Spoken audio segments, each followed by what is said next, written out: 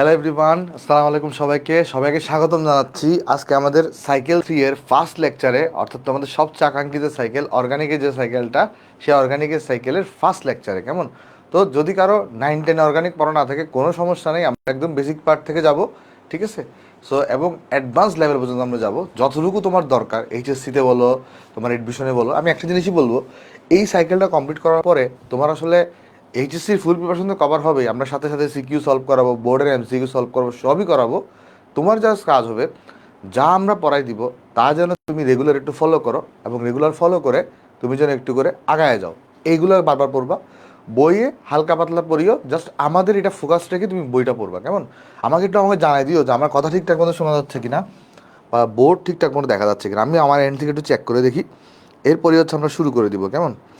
আমাকে জাস্ট একটা মিনিট একটু সময় দাও, আমি একটু চেক করে দেখি, জাস্ট একটা সেকেন্ড। এইচএসসি সাইকেল 3, ওকে। হ্যাঁ হ্যাঁ, সব ঠিকঠাক মতো আছে কি? হ্যাঁ হ্যাঁ, সব ঠিকঠাক মতো আছে, সব ঠিকঠাক মতো শোনা যাচ্ছে। ঠিক আছে, তাহলে চলো আমরা তাহলে আমাদের অর্গানিকের যাত্রাটা তাহলে শুরু করা যাক। অর্গানিকের যাত্রা কোনো কঠিন না, কোনো ভয় নেওয়ার দরকার নাই। অর্গানিক খুবই সোজা, যদি তুমি সিস্টেমেটিক্যালি পড়তে পারো, যদি তুমি গুছায় পড়তে পারো, সব যদি এ টু জেড তুমি জানো। কেমন? অর্গানিকটা দেখবো তোমার কাছে একদম ইজি লাগতেছে, এবং তোমার কাছে সবচেয়ে মজা লাগতেছে অর্গানিকটা। ওকে, তাহলে চলো আমরা কথা না বাড়ে আমরা শুরু করার চেষ্টা করি। তো আচ্ছা, নোটের ব্যাপারে তুমি কি সব নোট করতে হবে কিনা? ক্লাস যখন চলবে তখন তোমার দায়িত্ব হবে আমার প্রতিটা কথা মানে খেয়াল করা। যদি আমি কোনো কিছু লিখতে বলি তাহলে লিখা, যেমন এখানে বোর্ডে অনেক কিছু লেখা আছে, তোমার এই মুহূর্তে এগুলা লেখার দরকার নেই। ক্লাস শেষ হওয়ার পর আমি তোমাকে পিডিএফ দিয়ে দিব, তখন তুমি সেখান থেকে দেখে নিও। জাস্ট তোমার কাজ হবে এখন সুন্দর মতো শোনা, ঠিক মতো তোমার এগুলো ফলো করা ক্লাসটা। কেমন? এখন লিখার তোমার এত দরকার নেই। আচ্ছা, তাহলে চলো আমরা শুরু করি। আসো আমাদের একটু আমি ক্যামেরার পজিশনটা কি হয়েছে একটু, আমি একটা মিনিট আমাকে সময় দাও। ক্যামেরাটা জাস্ট একটু এদিকে সরে গেছে। হ্যাঁ, এখন ঠিক আছে। ওকে, গুড, অল গুড। ওকে, চলো আমরা তাহলে শুরু করা যাক। আসো, ফার্স্টে হচ্ছে আমরা আলোচনা করবো হচ্ছে আমাদের জৈব রসায়ন কি জিনিস এটা নিয়ে। দেখো, রসায়নবিদ্যার যে শাখায় দুইটা পয়েন্ট এখানে বলছি, দেখো, একটা হচ্ছে হাইড্রোকার্বন, হাইড্রোকার্বন, আর একটা হচ্ছে হাইড্রোকার্বনের বিভিন্ন জাতক সম্বন্ধে আলোচনা করা হবে। তাকে আমরা বলবো কি বলতো? জৈব রসায়ন। তাহলে আমরা জৈব রসায়ন বলতে কি বুঝবো? রসায়নবিদ্যার যে শাখায় হাইড্রোকার্বন অথবা হাইড্রোকার্বনের বিভিন্ন জাতক, হাইড্রোকার্বনের বিভিন্ন জাতক মানে কি? হাইড্রোকার্বন থেকে উৎপন্ন যৌগ। এই যে দেখো, হাইড্রোকার্বনের বিভিন্ন জাতক, এই কথাটার অর্থ কি? এই কথাটার অর্থ হচ্ছে তোমার হাইড্রোকার্বন হতে উৎপন্ন যৌগ। এই কথাটার অর্থ হচ্ছে কি বলতো? হাইড্রোকার্বন হতে হতে উৎপন্ন উৎপন্ন যৌগ। ঠিক আছে, এদেরকে নিয়ে যে শাখায় আলোচনা করা হবে তাকে আমরা কি বলবো? তাকে আমরা বলবো জৈব রসায়ন। হাইড্রোকার্বনের একটু উদাহরণ দেন তো, হাইড্রোকার্বন যুক্ত একটা যৌগের। যেমন দেখো, মিথেন, একদম সিম্পল একটা উদাহরণ, মিথেন। মিথেন হচ্ছে তোমার একটা হাইড্রোকার্বন যৌগ। আর মিথেন থেকে উৎপন্ন একটা যৌগ আছে, একদম সিম্পল যৌগ হইতে পারে, যেমন CCl4। CCl4 এই যৌগটা কিন্তু কোত্থেকে তৈরি হয়? মিথেন থেকে তৈরি হয়। তো বেসিক্যালি রসায়নবিদ্যার যে শাখায় এই হাইড্রোকার্বন এবং হাইড্রোকার্বনের বিভিন্ন জাতক, অর্থাৎ হাইড্রোকার্বন থেকে উৎপন্ন যৌগ নিয়ে আলোচনা করা হবে, তাকে আমরা বলবো জৈব রসায়ন। একটা জিনিস তুমি লক্ষ্য করতেছো কি না, সেটা হচ্ছে এই যে এইখানেও দেখো কার্বন আছে, এই জায়গাতেও দেখো তুমি কার্বন আছে। তার মানে জৈব যৌগ হওয়ার জন্য কার্বন থাকাটা মাস্ট। জৈব যৌগ হওয়ার জন্য কার্বন থাকাটা মাস্ট। কার্বন না থাকলে সেটা জৈব যৌগ হবে না। আবার কার্বন থাকলে যে জৈব যৌগ তাও না। ঠিক আছে, জাস্ট এমনি এটুকু এটুকু শিওর, কোনো একটা যৌগ যদি জৈব যৌগ হয় তার মধ্যে মাস্ট বি কার্বন থাকবে। সেখানে হাইড্রোজেন থাকতেও পারে, নাও পারে। যদি হাইড্রোজেন থাকে সেটাকে তো আমরা হাইড্রোকার্বন বলবো, আর হাইড্রোজেন না থাকলে, যেমন এটার মধ্যে দেখো হাইড্রোজেন নাই, বাট এটা জৈব যৌগ, তাহলে আমরা বলবো হাইড্রোকার্বন থেকে উৎপন্ন যৌগ সেটা। ঠিক আছে, তার মানে এখানে দেখো বলতেছে কি, যে আমাদের জৈব যৌগের ডেফিনেশন কি বলছে? জৈব যৌগ বলতে হাইড্রোজেন ও কার্বন দ্বারা গঠিত হাইড্রোকার্বন অথবা হাইড্রোকার্বন থেকে উদ্ভূত যৌগসমূহকে বোঝায়। তাহলে যদি জৈব যৌগ বলে, সে হয় হাইড্রোকার্বন হবে, নাহলে হাইড্রোকার্বন থেকে উৎপন্ন জাতক হবে। ক্লিয়ার? আচ্ছা, এখন জৈব যৌগের সংখ্যা যদি আমরা দেখতে চাই, জৈব যৌগের সংখ্যা হচ্ছে প্রায় 80 লক্ষেরও অধিক। জৈব যৌগের সংখ্যা কত বলতো? 80 লক্ষেরও অধিক। তাহলে আমরা এখান থেকে কয়েকটা পয়েন্ট শিখলাম। কি কি পয়েন্ট শিখলাম? যে জৈব যৌগ হইতে গেলে সে জৈব যৌগটাকে হয় হাইড্রোকার্বন হইতে হবে, নাহলে হাইড্রোকার্বনের জাতক হইতে হবে, অর্থাৎ হাইড্রোকার্বন থেকে উৎপন্ন যৌগ হইতে হবে। আর জৈব যৌগের সংখ্যা কত বলো তো? 80 লক্ষেরও অধিক। আরেকটা জিনিস যেটা আমি তোমাকে বললাম সেটা হচ্ছে আমাদের জৈব যৌগেতে কার্বন থাকাটা মাস্ট। কার্বন মাস্ট বি থাকতে হবে। কার্বন না হইলে সেটা জৈব যৌগ হবে না। কার্বনের সাথে আরও 6টা মৌল যুক্ত হয়ে জৈব যৌগ তৈরি হতে পারে। কি কি মৌলগুলো হইতে পারে সেগুলা? হাইড্রোজেন থাকতে পারে কার্বনের সাথে হ্যালোজেন থাকতে পারে, কার্বনের সাথে অক্সিজেন থাকতে পারে, কার্বনের সাথে নাইট্রোজেন থাকতে পারে, কার্বনের সাথে সালফার থাকতে পারে, কার্বনের সাথে তোমার হচ্ছে ফসফরাস থাকতে পারে। অর্থাৎ কার্বনের সাথে আরও কয়জন যুক্ত হতে পারে বলো তো? কার্বনের সাথে আরও তোমার এখানে কিন্তু আরও 6জন যুক্ত হতে পারে। ক্লিয়ার? আশা করি দেখো এতটুকু এখানে বুঝতে পারছো কিনা। এই যে কার্বন তো থাকতে হবে, এর সাথে আরও 6জন যুক্ত হতে পারে। কারা কারা? হাইড্রোজেন, হ্যালোজেন, অক্সিজেন, তারপরে তোমার নাইট্রোজেন, সালফার এবং তোমার ফসফরাস। কীভাবে মনে রাখবে? একটা ওয়ার্ড দ্বারা তুমি মনে রাখতে পারো।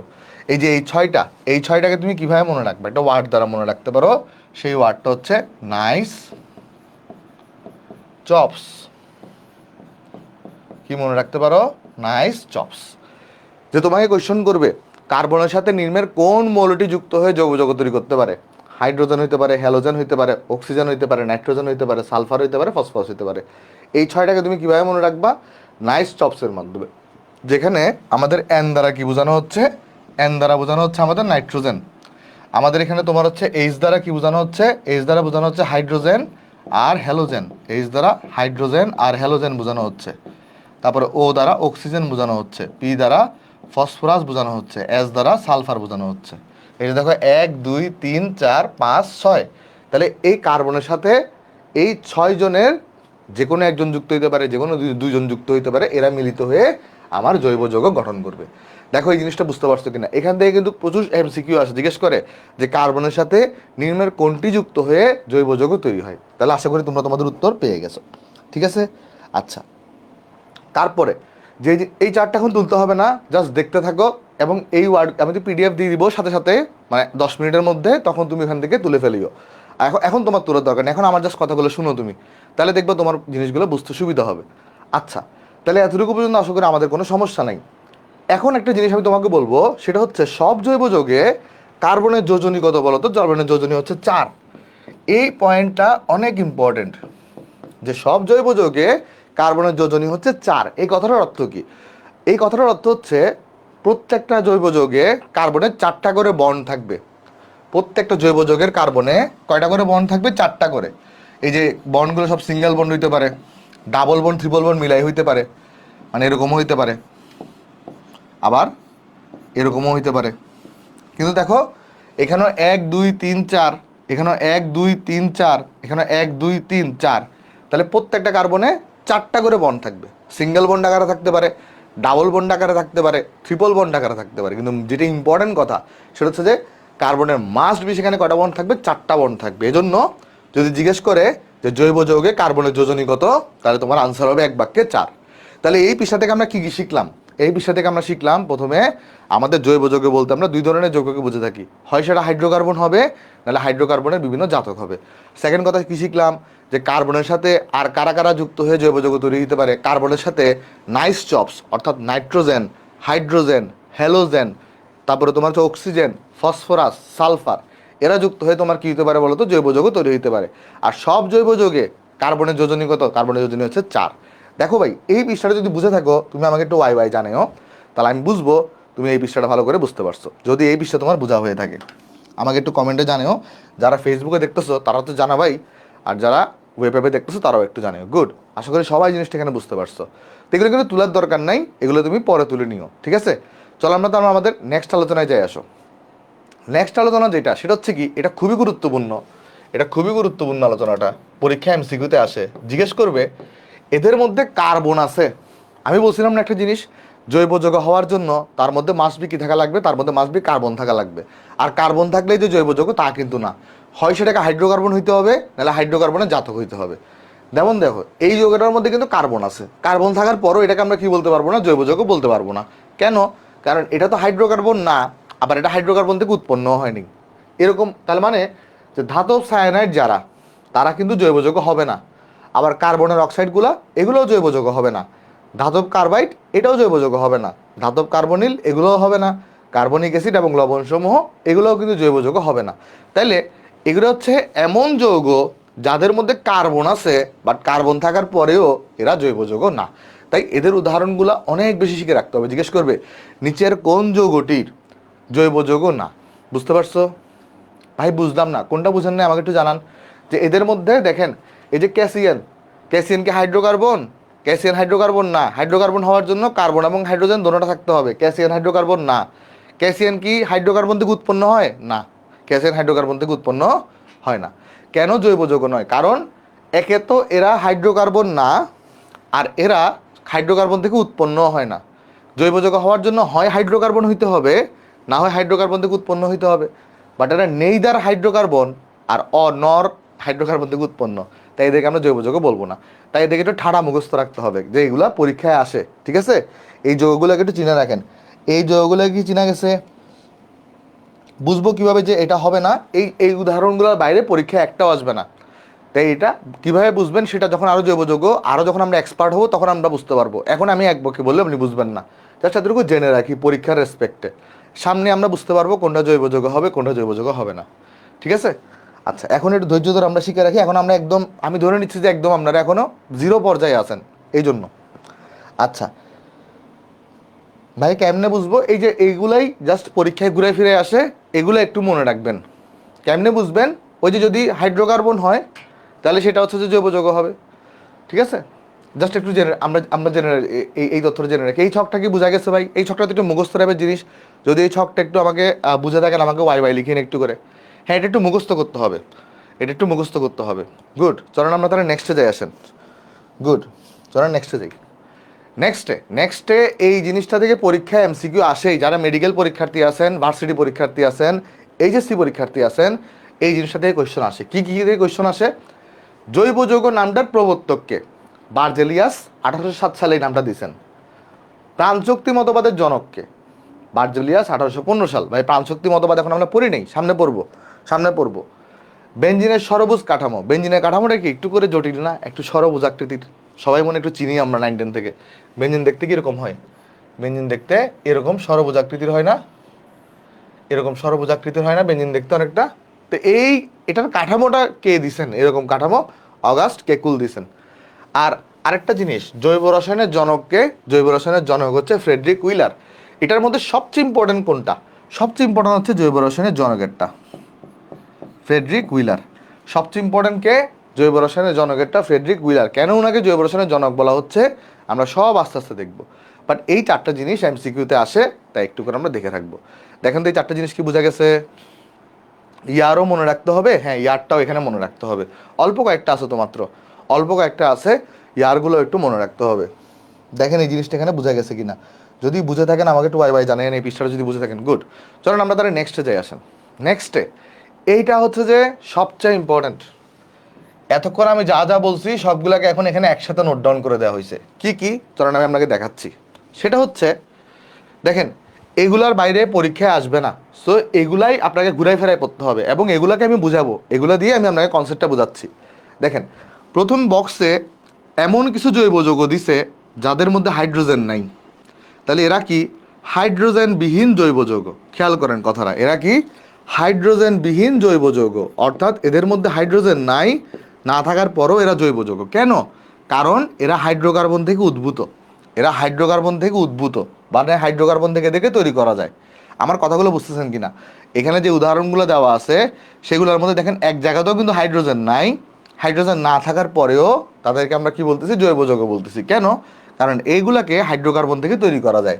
ভাই উদাহরণগুলো একটু কঠিন মনে হচ্ছে, একটু সহজে উপরে লিখে দেন আমাকে। যেমন প্রথম উদাহরণ হচ্ছে CCl3NO2। এটাকে বলা হয় ক্লোরোপিক্রিন। এটাকে কি বলা হয়? এটাকে বলা হবে ক্লোরোপিক্রিন। ভাই এটার নাম এরকম কেন? এটা হচ্ছে বাণিজ্যিক নাম, ক্লোরোপিক্রিন। CCl3NO2 এগুলো হচ্ছে কি? ক্লোরোপিক্রিন। এটা হচ্ছে এটার বাণিজ্যিক নাম। ঘুমের ওষুধ তৈরি করার জন্য ক্লোরোপিক্রিনকে ব্যবহার করা হয়। ঠিক আছে? এই নাম্বারগুলো কি ইন্ডিকেট করে সব বলতেছি আস্তে আস্তে। সেকেন্ড উদাহরণ COCl2। এটাকে বলা হয় ফসজিন গ্যাস। এটাকে কি বলা হয়? এটাকে বলা হয় ফসজিন গ্যাস। এটাকে বলা হয় ফসজিন গ্যাস, যেটা হচ্ছে একটা মরণঘাতী গ্যাস। এই গ্যাসটা যদি কারো নাকে যায় তাহলে কিছু সময়ের মধ্যেই সে মারা যাবে, ফসজিন গ্যাসটা, ঠিক আছে। আচ্ছা, এরপরে আছে সিএফসি, সিএফসি ক্লোরোফ্লোরোকার্বন 11, তারপরে আছে সিএফসি 12, তারপর আছে সিএফসি ক্লোরোফ্লোরোকার্বন 114, তারপর আছে আপনার এখানে সিএফসি 112, ওটা লিখতেছি না এখানে, আচ্ছা যাই হোক লিখে দিয়ে আসেন সিএফসি 112। পরিবেশ রসায়ন কারা কারা পড়ছেন আমাকে একটু জানাবেন, কারা কারা পরিবেশ রসায়ন পড়ছেন? 11, 12 এগুলো সব বলতেছি, কারা কারা পরিবেশ রসায়ন পড়ছেন জানাবেন। ওকে, পরিবেশ রসায়নে আপনাদেরকে সিএফসি সংকেত পড়ানো হয়েছে না, যে ক্লোরোফ্লোরোকার্বন, সিএফসি কি সংকেত পড়ানো হয়েছে? ক্লোরোফ্লোরোকার্বন, এটা পড়ানো হয়েছে সিএফসি সংকেত। হ্যাঁ, তো সিএফসি হচ্ছে ক্লোরোফ্লোরোকার্বন। আর এই এই যে ডিজিটটা আছে না 11, এটার সাথে 90 যোগ করার মাধ্যমে আমরা সিএফসি সংকেত বের করতে পারি। এটার সাথে কত যোগ করার মাধ্যমে? 90 যোগ করার মাধ্যমে আমরা সিএফসি সংকেত বের করতে পারি। এই সিএফসি সংখ্যাটা এরকম কেন হয়েছে? 11, 12, 114 গুলা পরিবেশ রসায়নে পড়ে আসার কথা, আমরা এখানে আর পড়াচ্ছি না। জাস্ট এতটুকু জেনে রাখেন, এই যে 11-র সাথে আমরা 90 যোগ করার মাধ্যমে সিএফসি সংকেতগুলো আমরা বের করতে পারি, ঠিক আছে। আচ্ছা, একটু করে দেখাই দিই, যেহেতু অনেকের কাছে নতুন, অনেকেই পড়ছেন অনেকেই পড়েন না, আমি দেখাই দিই একটু করে। যেমন সিএফসির পূর্ণরূপ হচ্ছে আপনার, সিএফসি যদি আপনি লিখেন এটার পূর্ণরূপ হচ্ছে ফ্লোরো কার্বন। ধরেন তার মানে কি, সিএফসির মধ্যে ক্লোরিন থাকবে মাস্ট, ফ্লোরিন থাকবে মাস্ট, কার্বন থাকবে মাস্ট।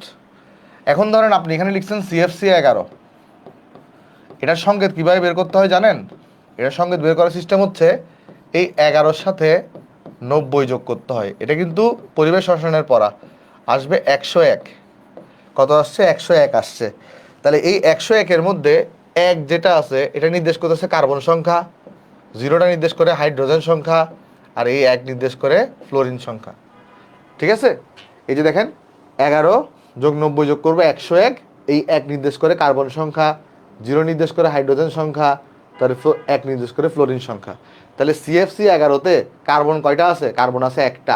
হাইড্রোজেন কয়টা আছে? হাইড্রোজেন আছে 0 সংখ্যক। ফ্লোরিন কয়টা আছে? ফ্লোরিন আছে একটা। তাহলে এইভাবে ডিজিটগুলোর মাধ্যমে আপনি এই ডিজিটগুলো দ্বারা এই সিএফসির সংকেতটা বের করা যায়। তাহলে এই ডিজিটগুলো কি নির্দেশ করে? সিএফসির সংকেতটা কীরকম হবে সেটা নির্দেশ করে। ডিজিটগুলো সম্পর্কে বোঝা গেছে? ডিজিটগুলো সম্পর্কে বোঝা গেছে? এগুলো নিয়ে আমি পরিবেশ রসায়নেও পড়াইছি, আবার তারপর হচ্ছে আপনার তো এই রাসায়নিক পরিবর্তনও পড়াইছি। একটু দেখিয়ে আসিয়েন তাহলে, যদি বিস্তারিত জানতে ইচ্ছা করে। আশা করি ডিজিটগুলো সম্পর্কে বুঝতে পারছেন। আচ্ছা, ডিজিটগুলো ভুলে যান, ডিজিটগুলো যদি আপনার মনে এখন কনফিউশন আসে ভুলে যান, এখন আপনি জৈব যৌগ করতেছেন, এখন আর ওখানে যাওয়ার দরকার নাই। জাস্ট উদাহরণগুলো মনে রাখেন। CCl3NO2, এর মধ্যে হাইড্রোজেন নাই, হাইড্রোজেন না থাকার পরেও এটাকে জৈব যৌগ বলা হবে। COCl2, এর মধ্যে হাইড্রোজেন নাই, তারপরে এটাকে জৈব যৌগ বলা হবে। CFC যে যৌগগুলো আছে ক্লোরোফ্লোরোকার্বন, এগুলোর মধ্যেও হাইড্রোজেন নাই, তাই এটাকেও হাইড্রোজেন না থাকার পরেও জৈব যৌগ বলা হবে। আর একটা লাস্টে আছে কোনটা? CCl4। CCl4 হচ্ছে কার্বন টেট্রাক্লোরাইড, এটার নাম হচ্ছে কি? Carbon tetrachloride, carbon tetrachloride. এটাকেও, এর মধ্যেও হাইড্রোজেন নাই, তারপরও এটাকে জৈব যৌগ বলা হবে। এতটুকু বোঝা গেছে কিনা দেখেন তো, আমাকে জানান তো একটু করে, এতটুকু বোঝা গেছে কিনা। আগের স্লাইডটা দেখাবো? এই যে আগের স্লাইড দেখাইছি, আগের স্লাইড দেখাইছি। ওকে, আচ্ছা এখন একটু জিনিস আপনাকে দেখাই আসেন। অনেকের মনে এটা কনফিউশন যে ভাই CCl4-কে আপনি প্রমাণ করে দেখান যে CCl4 হাইড্রোকার্বন থেকে উৎপন্ন হয়। আপনি প্রমাণ করে দেখান CCl4টা হাইড্রোকার্বন থেকে উৎপন্ন হয়। হাইড্রোকার্বন থেকে উৎপন্ন হলেই সেটাকে আমরা জৈব যৌগ বলি। আপনি এটা প্রমাণ করে দেখান যে এটা যে জৈব যৌগ, এটা আপনি প্রমাণ করে দেখান। এর মধ্যে তো হাইড্রোকার্বন নাই, তারপরে এটাকে আপনি জৈব যৌগ বলতেছেন কেন? কারণ এটা হাইড্রোকার্বন থেকে উৎপন্ন হয়। এটা যে হাইড্রোকার্বন থেকে উৎপন্ন হয় এটা প্রমাণ করে দেখান। এটার জন্য একটা গুরুত্বপূর্ণ রিয়াকশন আছে। এই জিনিসটা আপাতত তোলার দরকার নেই, পরে তো আপনি PDF দিয়ে থেকেই তুলবেন। আমি চলুন একটু প্রমাণ করে দেখাই আসেন। সে প্রমাণে আমরা কি দেখাবো? ধরেন আপনি যদি এখানে মিথেনকে নেন, আপনি যদি এখানে মিথেনকে নেন, CH4-কে নেন, আর এর সাথে যদি একটা ক্লোরিনকে বিক্রিয়া করান, Cl2-কে, কার উপস্থিতিতে? সূর্যের আলোর উপস্থিতিতে। কার উপস্থিতিতে? সূর্যের আলোর উপস্থিতিতে। এখানে আমি সূর্যের আলোকে রাখবো, এই জায়গায় আমি সূর্যের আলোকে রাখবো, সূর্যের আলোকে রাখবো। তাহলে কি হবে ঘটনা এখানে দেখো, খেয়াল করো। সেটা হচ্ছে, আচ্ছা দেখো তো, এই Cl2-কে, এই ক্লোরিনটাকে আমি কিভাবে লিখতে পারি? যে Cl আর সিঙ্গেল বন্ড Cl আকারে। কারো আপত্তি আছে কোনো? Cl2 কে যদি এভাবে লিখি, কারো কোনো আপত্তি আছে Cl2 কে এভাবে লিখলে? আপত্তি থাকার কথা না। Cl2 কে জাস্ট আমি Cl আকারে লিখছি। আর CH4 কে আমি যদি এভাবে লিখতাম যে CH3 আর একটা সিঙ্গেল হাইড্রোজেন এখানে বের করা, তাহলে কারো আপত্তি আছে?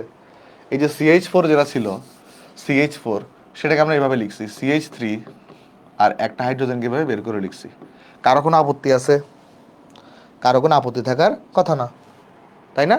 তাহলে এখন যে ঘটনাটা ঘটবে এখানে, যদি এরকম হয়, তখন দেখা যাবে এইখানকার যে হাইড্রোজেনটা সেটা একটা ক্লোরিনের সাথে যুক্ত হয়ে গেছে। যুক্ত হয়ে কি তৈরি করবে এখানে? যুক্ত হয়ে HCl তৈরি করবে। করলো, করার পরে এই যে এখানে একটা হাত খালি দিছে না, আর এখানে একটা হাত খালি দিছে না, তাহলে এরও তো কারোর সাথে যুক্ত হওয়া দরকার, এরও কারোর সাথে যুক্ত হওয়া দরকার। তখন যে ঘটনা ঘটবে এখানে, Clটা তখন হাইড্রোজেনের জায়গায় এসে বসে যাবে। তখন এখানে হবে CH3Cl উৎপন্ন হবে। দেখেন এই জিনিসটা বুঝতে পারছে কিনা? এখানে কি উৎপন্ন হবে? CH3Cl উৎপন্ন হবে, কারণ এইখান থেকে হাইড্রোজেন সরে গেছে, এই জায়গায় তাহলে ক্লোরিনটা এসে বসবে, এই ক্লোরিনটা এসে বসবে, বসলো। তো এটা না একটা চেইন রিয়াকশন, এটা একটা কি রিয়াকশন? এটা চেইন রিয়াকশন। চেইন রিয়াকশন মানে কি? এটা যতক্ষণ হাইড্রোজেন থাকবে ততক্ষণ রিয়াকশন চলতে থাকবে। এটা হচ্ছে একটা চেইন রিয়াকশন, অর্থাৎ এটা যতক্ষণ হাইড্রোজেন থাকবে ততক্ষণ রিয়াকশন চলতে থাকবে। তাহলে এর পরের মুহূর্তে কি হবে? এখানে হাইড্রোজেন আছে না এই যৌগটার মধ্যে, এই যৌগটা আবার রিয়াকশন অংশগ্রহণ করবে। আচ্ছা, এই যে যৌগটা আছে CH3Cl, এটাকে কি এভাবে লেখা যায়? CH2Cl আর একটা H আকারে বের করে, এটাকে কি এভাবে লেখা যায়? এই যে এই যৌগটা কোনটা আসলে বলেন তো? এইটা। যেহেতু এর মধ্যে হাইড্রোজেন আছে, তাহলে এটা চেইন রিঅ্যাকশনে অংশগ্রহণ করবে। এই যৌগটাকে আমি এখানে লিখছি, জাস্ট CH3 কে এইভাবে একটু ভেঙে লিখছি। এভাবে লেখা যায় না? এভাবে তো লেখা যায়। আর সাথে সাথে এরা কি করবে তাহলে? কার সাথে বিক্রিয়া করবে? ওই যে সূর্যের আলোর উপস্থিতিতে এটার সাথে বিক্রিয়া করবে, এই রিয়াকশনটা দেখাবে। এই যে এই রিয়াকশনটা দেখাবে, দেখেন। তখন এখানে কি হবে বলেন তো? যে এখান থেকে একটা ক্লোরিন, এই ক্লোরিনটা এই হাইড্রোজেনের সাথে অ্যাড হবে, এবং অ্যাড হয়ে এখানে কি তৈরি করবে? এখানে এখানে HCl তৈরি করবে। আর এই জায়গায় তাহলে কি তৈরি হয়ে গেল? এখন এখানে CH2 আছে, আর এর সাথে এখন দুইটা ক্লোরিন আছে, Cl2 আছে। দেখেন তো এটাকে এভাবে লেখা যায় কিনা? CH2Cl2, এগুলো এসএসসিতে পড়ছিলেন আপনারা, এগুলো এসএসসিতে পড়ছিলেন, এই বিক্রিয়াটা এসএসসিতে পড়ছিলেন। এটার মধ্যেও তো হাইড্রোজেন আছে, তাহলে এখনও চেইন রিয়াকশন ঘটতে থাকবে। তাহলে চেইন রিয়াকশন ঘটতে, তাহলে এই CH2Cl2 কে আমি কীভাবে লিখতে পারি? এই একটা CH, তারপর এখানে Cl2, তার মানে এখানে একটা ক্লোরিন থাকবে, এই জায়গায় একটা ক্লোরিন থাকবে, আর একটা হাইড্রোজেনকে আমি এখানে দেখালাম। ওই যে CH2Cl2 তাহলে দেখেন দুইটা হাইড্রোজেনকে জাস্ট আমি ভেঙে দেখাইছি, আর Cl2 এখানে আসি। আর পরবর্তীতে এখানে তাহলে এটার সাথে চেইন রিয়াকশন করতে থাকবে, এটার সাথে এখানে চেইন রিয়াকশন করতে থাকবে। তাহলে তখন আবার কী হবে বলেন? যে সেকেন্ড যৌগ থেকে ক্লোরিনটা এর সাথে যুক্ত হবে, এর সাথে। তো যুক্ত হয়ে এখানে কি তৈরি করলো? যুক্ত হয়ে এখানে তৈরি করবে আবার HCl তৈরি করবে, আর এখানে তৈরি করবে কি? CHCl3 তৈরি করছে, ঠিক আছে?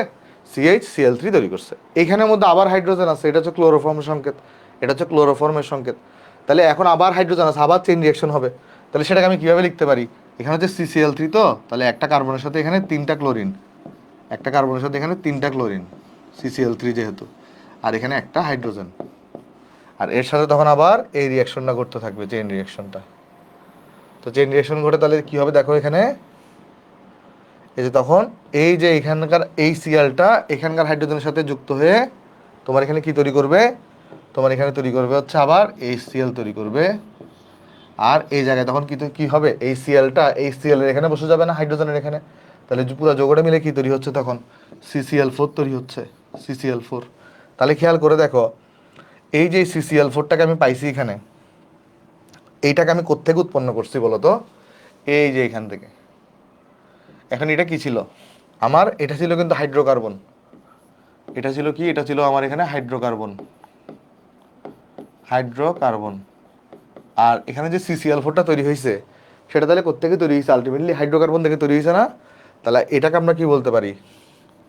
হাইড্রোকার্বন হতে উদ্ভূত জাতক। এটাকে আমরা বলতে পারি হাইড্রোকার্বন, হাইড্রোকার্বন হতে উদ্ভূত জাতক, উদ্ভূত উদ্ভূত জাতক। দেখো এই জিনিসটা এখানে বুঝতে পারছো কিনা? এটাকে আমরা বলতে পারি হাইড্রোকার্বন হতে উদ্ভূত জাতক। ক্লিয়ার? দেখো এই জন্য CCl4 যদিও হাইড্রোজেন নাই, বাট সেটা হাইড্রোকার্বন থেকে উদ্ভূত জাতক, তাই এটাকে আমরা বলে থাকি তোমার কি বলতো? এটাকে আমরা জৈব যৌগ বলবো। এটা কি মিথেন? হ্যাঁ, উপরেরটা হচ্ছে মিথেন, উপরেরটা হচ্ছে মিথেন। আশা করি সবাই জিনিসটা আমরা এতটুকু বুঝতে পারছি।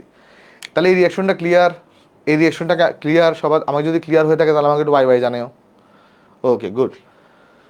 যারা ফেসবুকে দেখতেছো তারাও একটু জানাও। হ্যাঁ, ক্লোরোফর্ম কি হাইড্রোকার্বন? হ্যাঁ, ক্লোরোফর্মও হাইড্রোকার্বন, কারণ এখানের মধ্যে হাইড্রোজেন আছে আর কার্বন আছে। ওকে, চলো নেক্সটে যাই।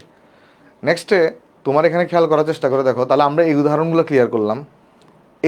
এটা তো আমরা আগেই দেখে আসছি তাই না, যে কার্বন বিশিষ্ট অজৈব যৌগ, যদিও এদের মধ্যে কার্বন আছে তারপরে এরা জৈব যৌগ না, তো জৈব যৌগ না হলে সেটা কি হবে, এক বাক্যে অজৈব যৌগ হবে। এটা তো এই উদাহরণগুলো আমরা আগেই দেখছি যে এরা কার্বন বিশিষ্ট অজৈব যৌগ, যদিও এদের মধ্যে কার্বন আছে তারপরে তারা জৈব যৌগ না। এই উদাহরণগুলো মাথায় সেট করে রাখবেন, কারণ এগুলো থেকেই পরীক্ষায় প্রশ্ন আসে। এটা সবচেয়ে ইম্পর্টেন্ট, এটা সবচেয়ে ইম্পর্টেন্ট, এটা সবচেয়ে ইম্পর্টেন্ট। সেটা কি, এদের মধ্যে এটা NH4 হবে, এটা NH4 হবে, এটা হবে NH4। সবচেয়ে উদাহরণ ইম্পর্টেন্ট কেন বলতেছি, এদের মধ্যে হাইড্রোজেন আছে, হাইড্রোজেন আছে আবার কার্বনও আছে, বাট এরা হাইড্রোকার্বন না। এদের মধ্যে হাইড্রোজেন আছে আর কার্বনও আছে, বাট এরা হাইড্রোকার্বন না। কেন হাইড্রোকার্বন না বলতে পারবেন? কেন হাইড্রোকার্বন না এরা, বা হাইড্রোকার্বন জিনিসটা কি, কেন হাইড্রোকার্বন না বলতে পারবেন? এরা যদিও হাইড্রোজেনও আছে কার্বনও আছে, বাট এরা হাইড্রোকার্বন না। কারণ কি জানেন, হাইড্রোকার্বন হওয়ার জন্য কার্বন আর হাইড্রোজেনের মধ্যে বন্ড থাকতে হয়। কি হইতে হয়? হাইড্রোকার্বন হওয়ার জন্য কার্বন আর হাইড্রোজেনের মধ্যে বন্ড থাকতে হয়। তো এইখানে হাইড্রোজেন আর কার্বনের মধ্যে কোনো বন্ড নাই।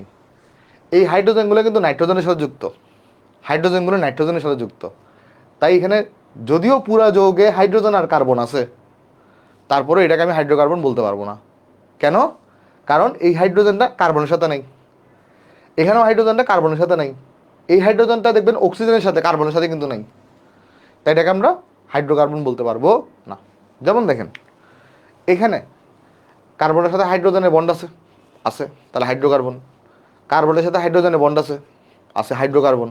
কার্বনের সাথে হাইড্রোজেনের বন্ড থাকবে, কারণ দেখেন এই যে এই কার্বনের সাথে দেখেন হাইড্রোজেনের বন্ড আছে, তাই এটা হাইড্রোকার্বন। তাহলে এগুলো কেন হাইড্রোকার্বন না? যদিও এই যৌগটার মধ্যে কার্বন এবং হাইড্রোজেন দুটোটা আছে, তারপরে হাইড্রোকার্বন না কেন? কারণ এই যৌগগুলোর মধ্যে কার্বন এবং হাইড্রোজেনের মধ্যে বন্ড নাই। যদিও যৌগে কার্বন এবং হাইড্রোজেন উপস্থিত, বাট তারপরও কার্বন আর হাইড্রোজেনের মধ্যে বন্ড নাই, যার কারণে আমরা এটাকে হাইড্রোকার্বন বলতে পারবো না। তাই হাইড্রোকার্বন না হওয়ার কারণে এগুলো জৈব যৌগ নয়। তাহলে এই উদাহরণগুলো বুঝি নাই ভাইয়া, কোনটা বুঝেন নাই আমাকে বলেন, কোনটা বুঝেন নাই আমাকে বলেন।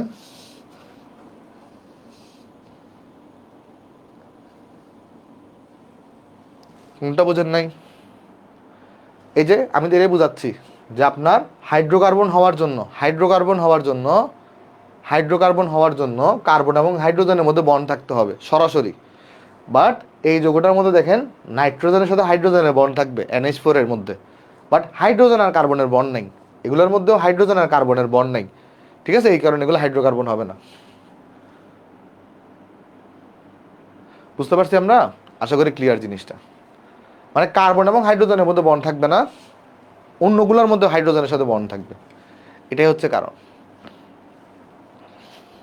আশা করি সবাই বুঝতে পারছি এটা।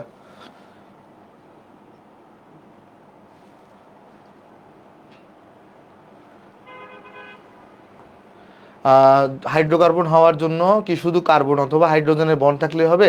না, হাইড্রোকার্বন হওয়ার জন্য কার্বন হাইড্রোজেনের মধ্যে বন্ড থাকতে হবে। দেখেন এই পয়েন্টটা দেখেন, হাইড্রোকার্বন হওয়ার জন্য কার্বন হাইড্রোজেনের মধ্যে বন্ড থাকতে হবে, কার্বন আর হাইড্রোজেনের মধ্যে। তো এখানে দেখবেন কার্বন হাইড্রোজেনের কোনো বন্ড নাই এই উদাহরণগুলোর মধ্যে। আশা করি ক্লিয়ার, ঠিক আছে? জাস্ট এত ডিটেলসে যাওয়ার দরকার নাই, আমি তো আপনাকে ডিটেলসে বললাম যে কেন এরা হাইড্রোকার্বন হবে না, জাস্ট উদাহরণগুলো একটু মুখস্থ রাখেন তাইলে হবে, ঠিক আছে? ওকে, চলো আমরা নেক্সটে যাই। আসেন, এরা কিন্তু জৈব যৌগ না, এরা কিন্তু জৈব যৌগ নয়, এটা খেয়াল রাখবো। এরাও জৈব যৌগ না, বাট এরা জৈব যৌগ। দেখেন এটা জৈব যৌগ, এটা জৈব যৌগের বক্স, বাট এটাও অজৈব যৌগ, মানে জৈব যৌগ না, আবার এরাও কিন্তু জৈব যৌগ না। এই ব্যাপারটা একটু আমরা লক্ষ্য রাখবো। আশা করি ক্লিয়ার। তাহলে চলো আমরা নেক্সটে যাই। আসো নেক্সটে যাই। নেক্সটে আমরা এখন আলোচনা করব ওই যে প্রাণশক্তি মতবাদ যেটা আছে না, সেটা নিয়ে আলোচনা করব। তো প্রথম কথা, 1807 সালে তোমার আমাদের যে সুইডিশ বিজ্ঞানী বার্জেলিয়াস আছে, উনি একটা মন্তব্য করছে। উনি মন্তব্য করছে কি, উনি মন্তব্য করছে জৈব পদার্থগুলো আমরা পাই সজীব পদার্থ থেকে, মানে যে জৈব যৌগগুলো আছে সেগুলো আমরা কোত্থেকে পাই, সজীব পদার্থ থেকে পাই। সজীব পদার্থ কারা, উদ্ভিদ এবং প্রাণী। এবং এখন তুমি বলতে পারো আমাদের প্রাণী থেকে কী ধরনের যৌগ পাই আমরা, আমরা যখন মলমূত্র ত্যাগ করি বা আমরা যখন আমাদের স্যালাই বা থুতু আমরা যখন ত্যাগ করি তখন এখান থেকে বিভিন্ন যৌগ থাকে না, কেমিক্যাল থাকে না, এগুলোকে তিনি বলছেন জৈব যৌগ। অর্থাৎ আমাদের বার্জেলিয়াস বলছে সজীব পদার্থ থেকে কি পাওয়া যাবে, জৈব যৌগ পাওয়া যাবে। আর নির্জীব পদার্থ যেমন বিভিন্ন খনিজ শিলা, তারপরে তোমার পাহাড় পর্বত, নির্জীব পদার্থ থেকে কি পাওয়া যাবে বলো তো, অজৈব যৌগ পাওয়া যাবে। এই মন্তব্যটা কে করছে, এই মন্তব্যটা করছে হচ্ছে আমাদের বার্জেলিয়াস। তাহলে বার্জেলিয়াস কি বলছে, বার্জেলিয়াস বলছে তুমি কি পাবা, জৈব যৌগ যেগুলো আছে, জৈব যৌগ, জৈব যৌগের সোর্স কোনগুলা, জৈব যৌগের সোর্স হচ্ছে সজীব পদার্থ, জৈব যৌগের সোর্স হচ্ছে সজীব পদার্থ, পদার্থ। এখন সজীব পদার্থ বলতে আমরা কোন থেকে বুঝতেছি, ওই যে উদ্ভিদ এবং প্রাণী, উদ্ভিদ এবং প্রাণী এদেরকে বুঝতেছি, এরা হচ্ছে আমার জৈব যৌগ। তাহলে জৈব যৌগ পাবো আমরা সজীব পদার্থ থেকে। আর অন্যদিকে জৈব যৌগ পাবো হচ্ছে আমরা সজীব পদার্থ থেকে, অন্যদিকে আমরা অজৈব যৌগগুলো কোত্থেকে পাবো, আমরা অজৈব যৌগ, অজৈব যৌগ এদেরকে আমরা কোত্থেকে পাবো, নির্জীব পদার্থ থেকে, এদেরকে আমরা পাবো নির্জীব পদার্থ থেকে, নির্জীব, নির্জীব পদার্থ থেকে। এখন নির্জীব পদার্থ বলতে আমরা কোনটা বুঝতে পারি, ওই যে খনিজ শিলা এগুলা, ঠিক আছে। আচ্ছা, এতটুকু ক্লিয়ার। এটাই জাস্ট 1808 সালে, 1808 সালে তোমার এটা বার্জেলিয়াস বলছেন, এতটুকু তো ক্লিয়ার। হ্যাঁ, ওকে, না এখন নোট করতে হবে না, পিডিএফ থেকে নোট করিয়েন। আচ্ছা, এটা প্রথমে তিনি মন্তব্য করছেন।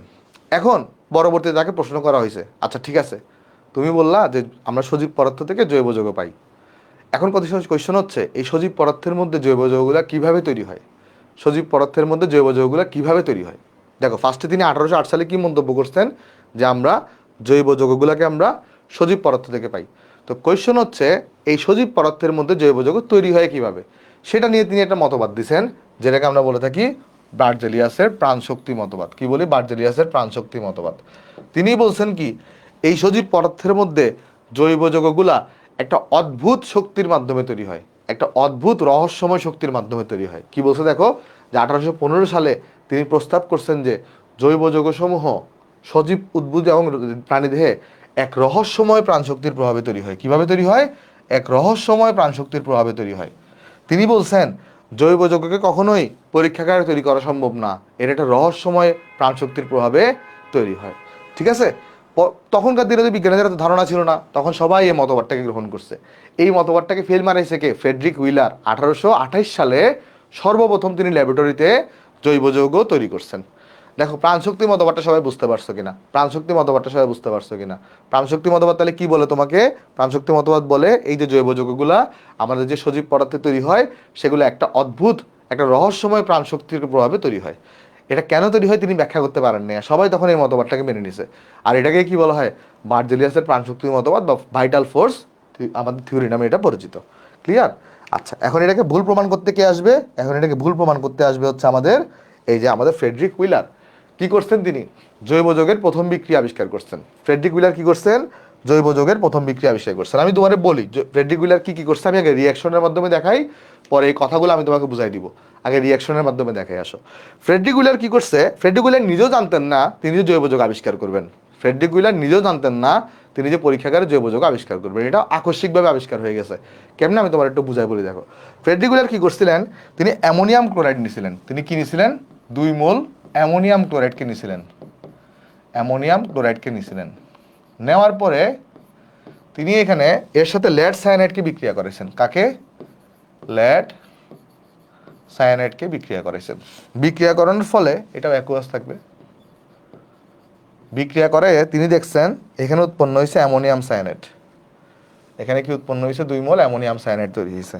এখানে 2 মোল NH4 CNO তৈরি হয়েছে অ্যাকুয়াস। আর একই সাথে সাথে এখানে লেড ক্লোরাইড তৈরি হয়েছে। একই সাথে এখানে কি তৈরি হয়েছে, লেড ক্লোরাইড তৈরি হয়েছে সলিড অবস্থায়। তাহলে যৌগগুলো চলো আমি নাম লিখে দিয়ে আসো। তো এই যৌগটার নাম আমরা সবাই জানি, এটা হচ্ছে আমাদের অ্যামোনিয়াম ক্লোরাইড।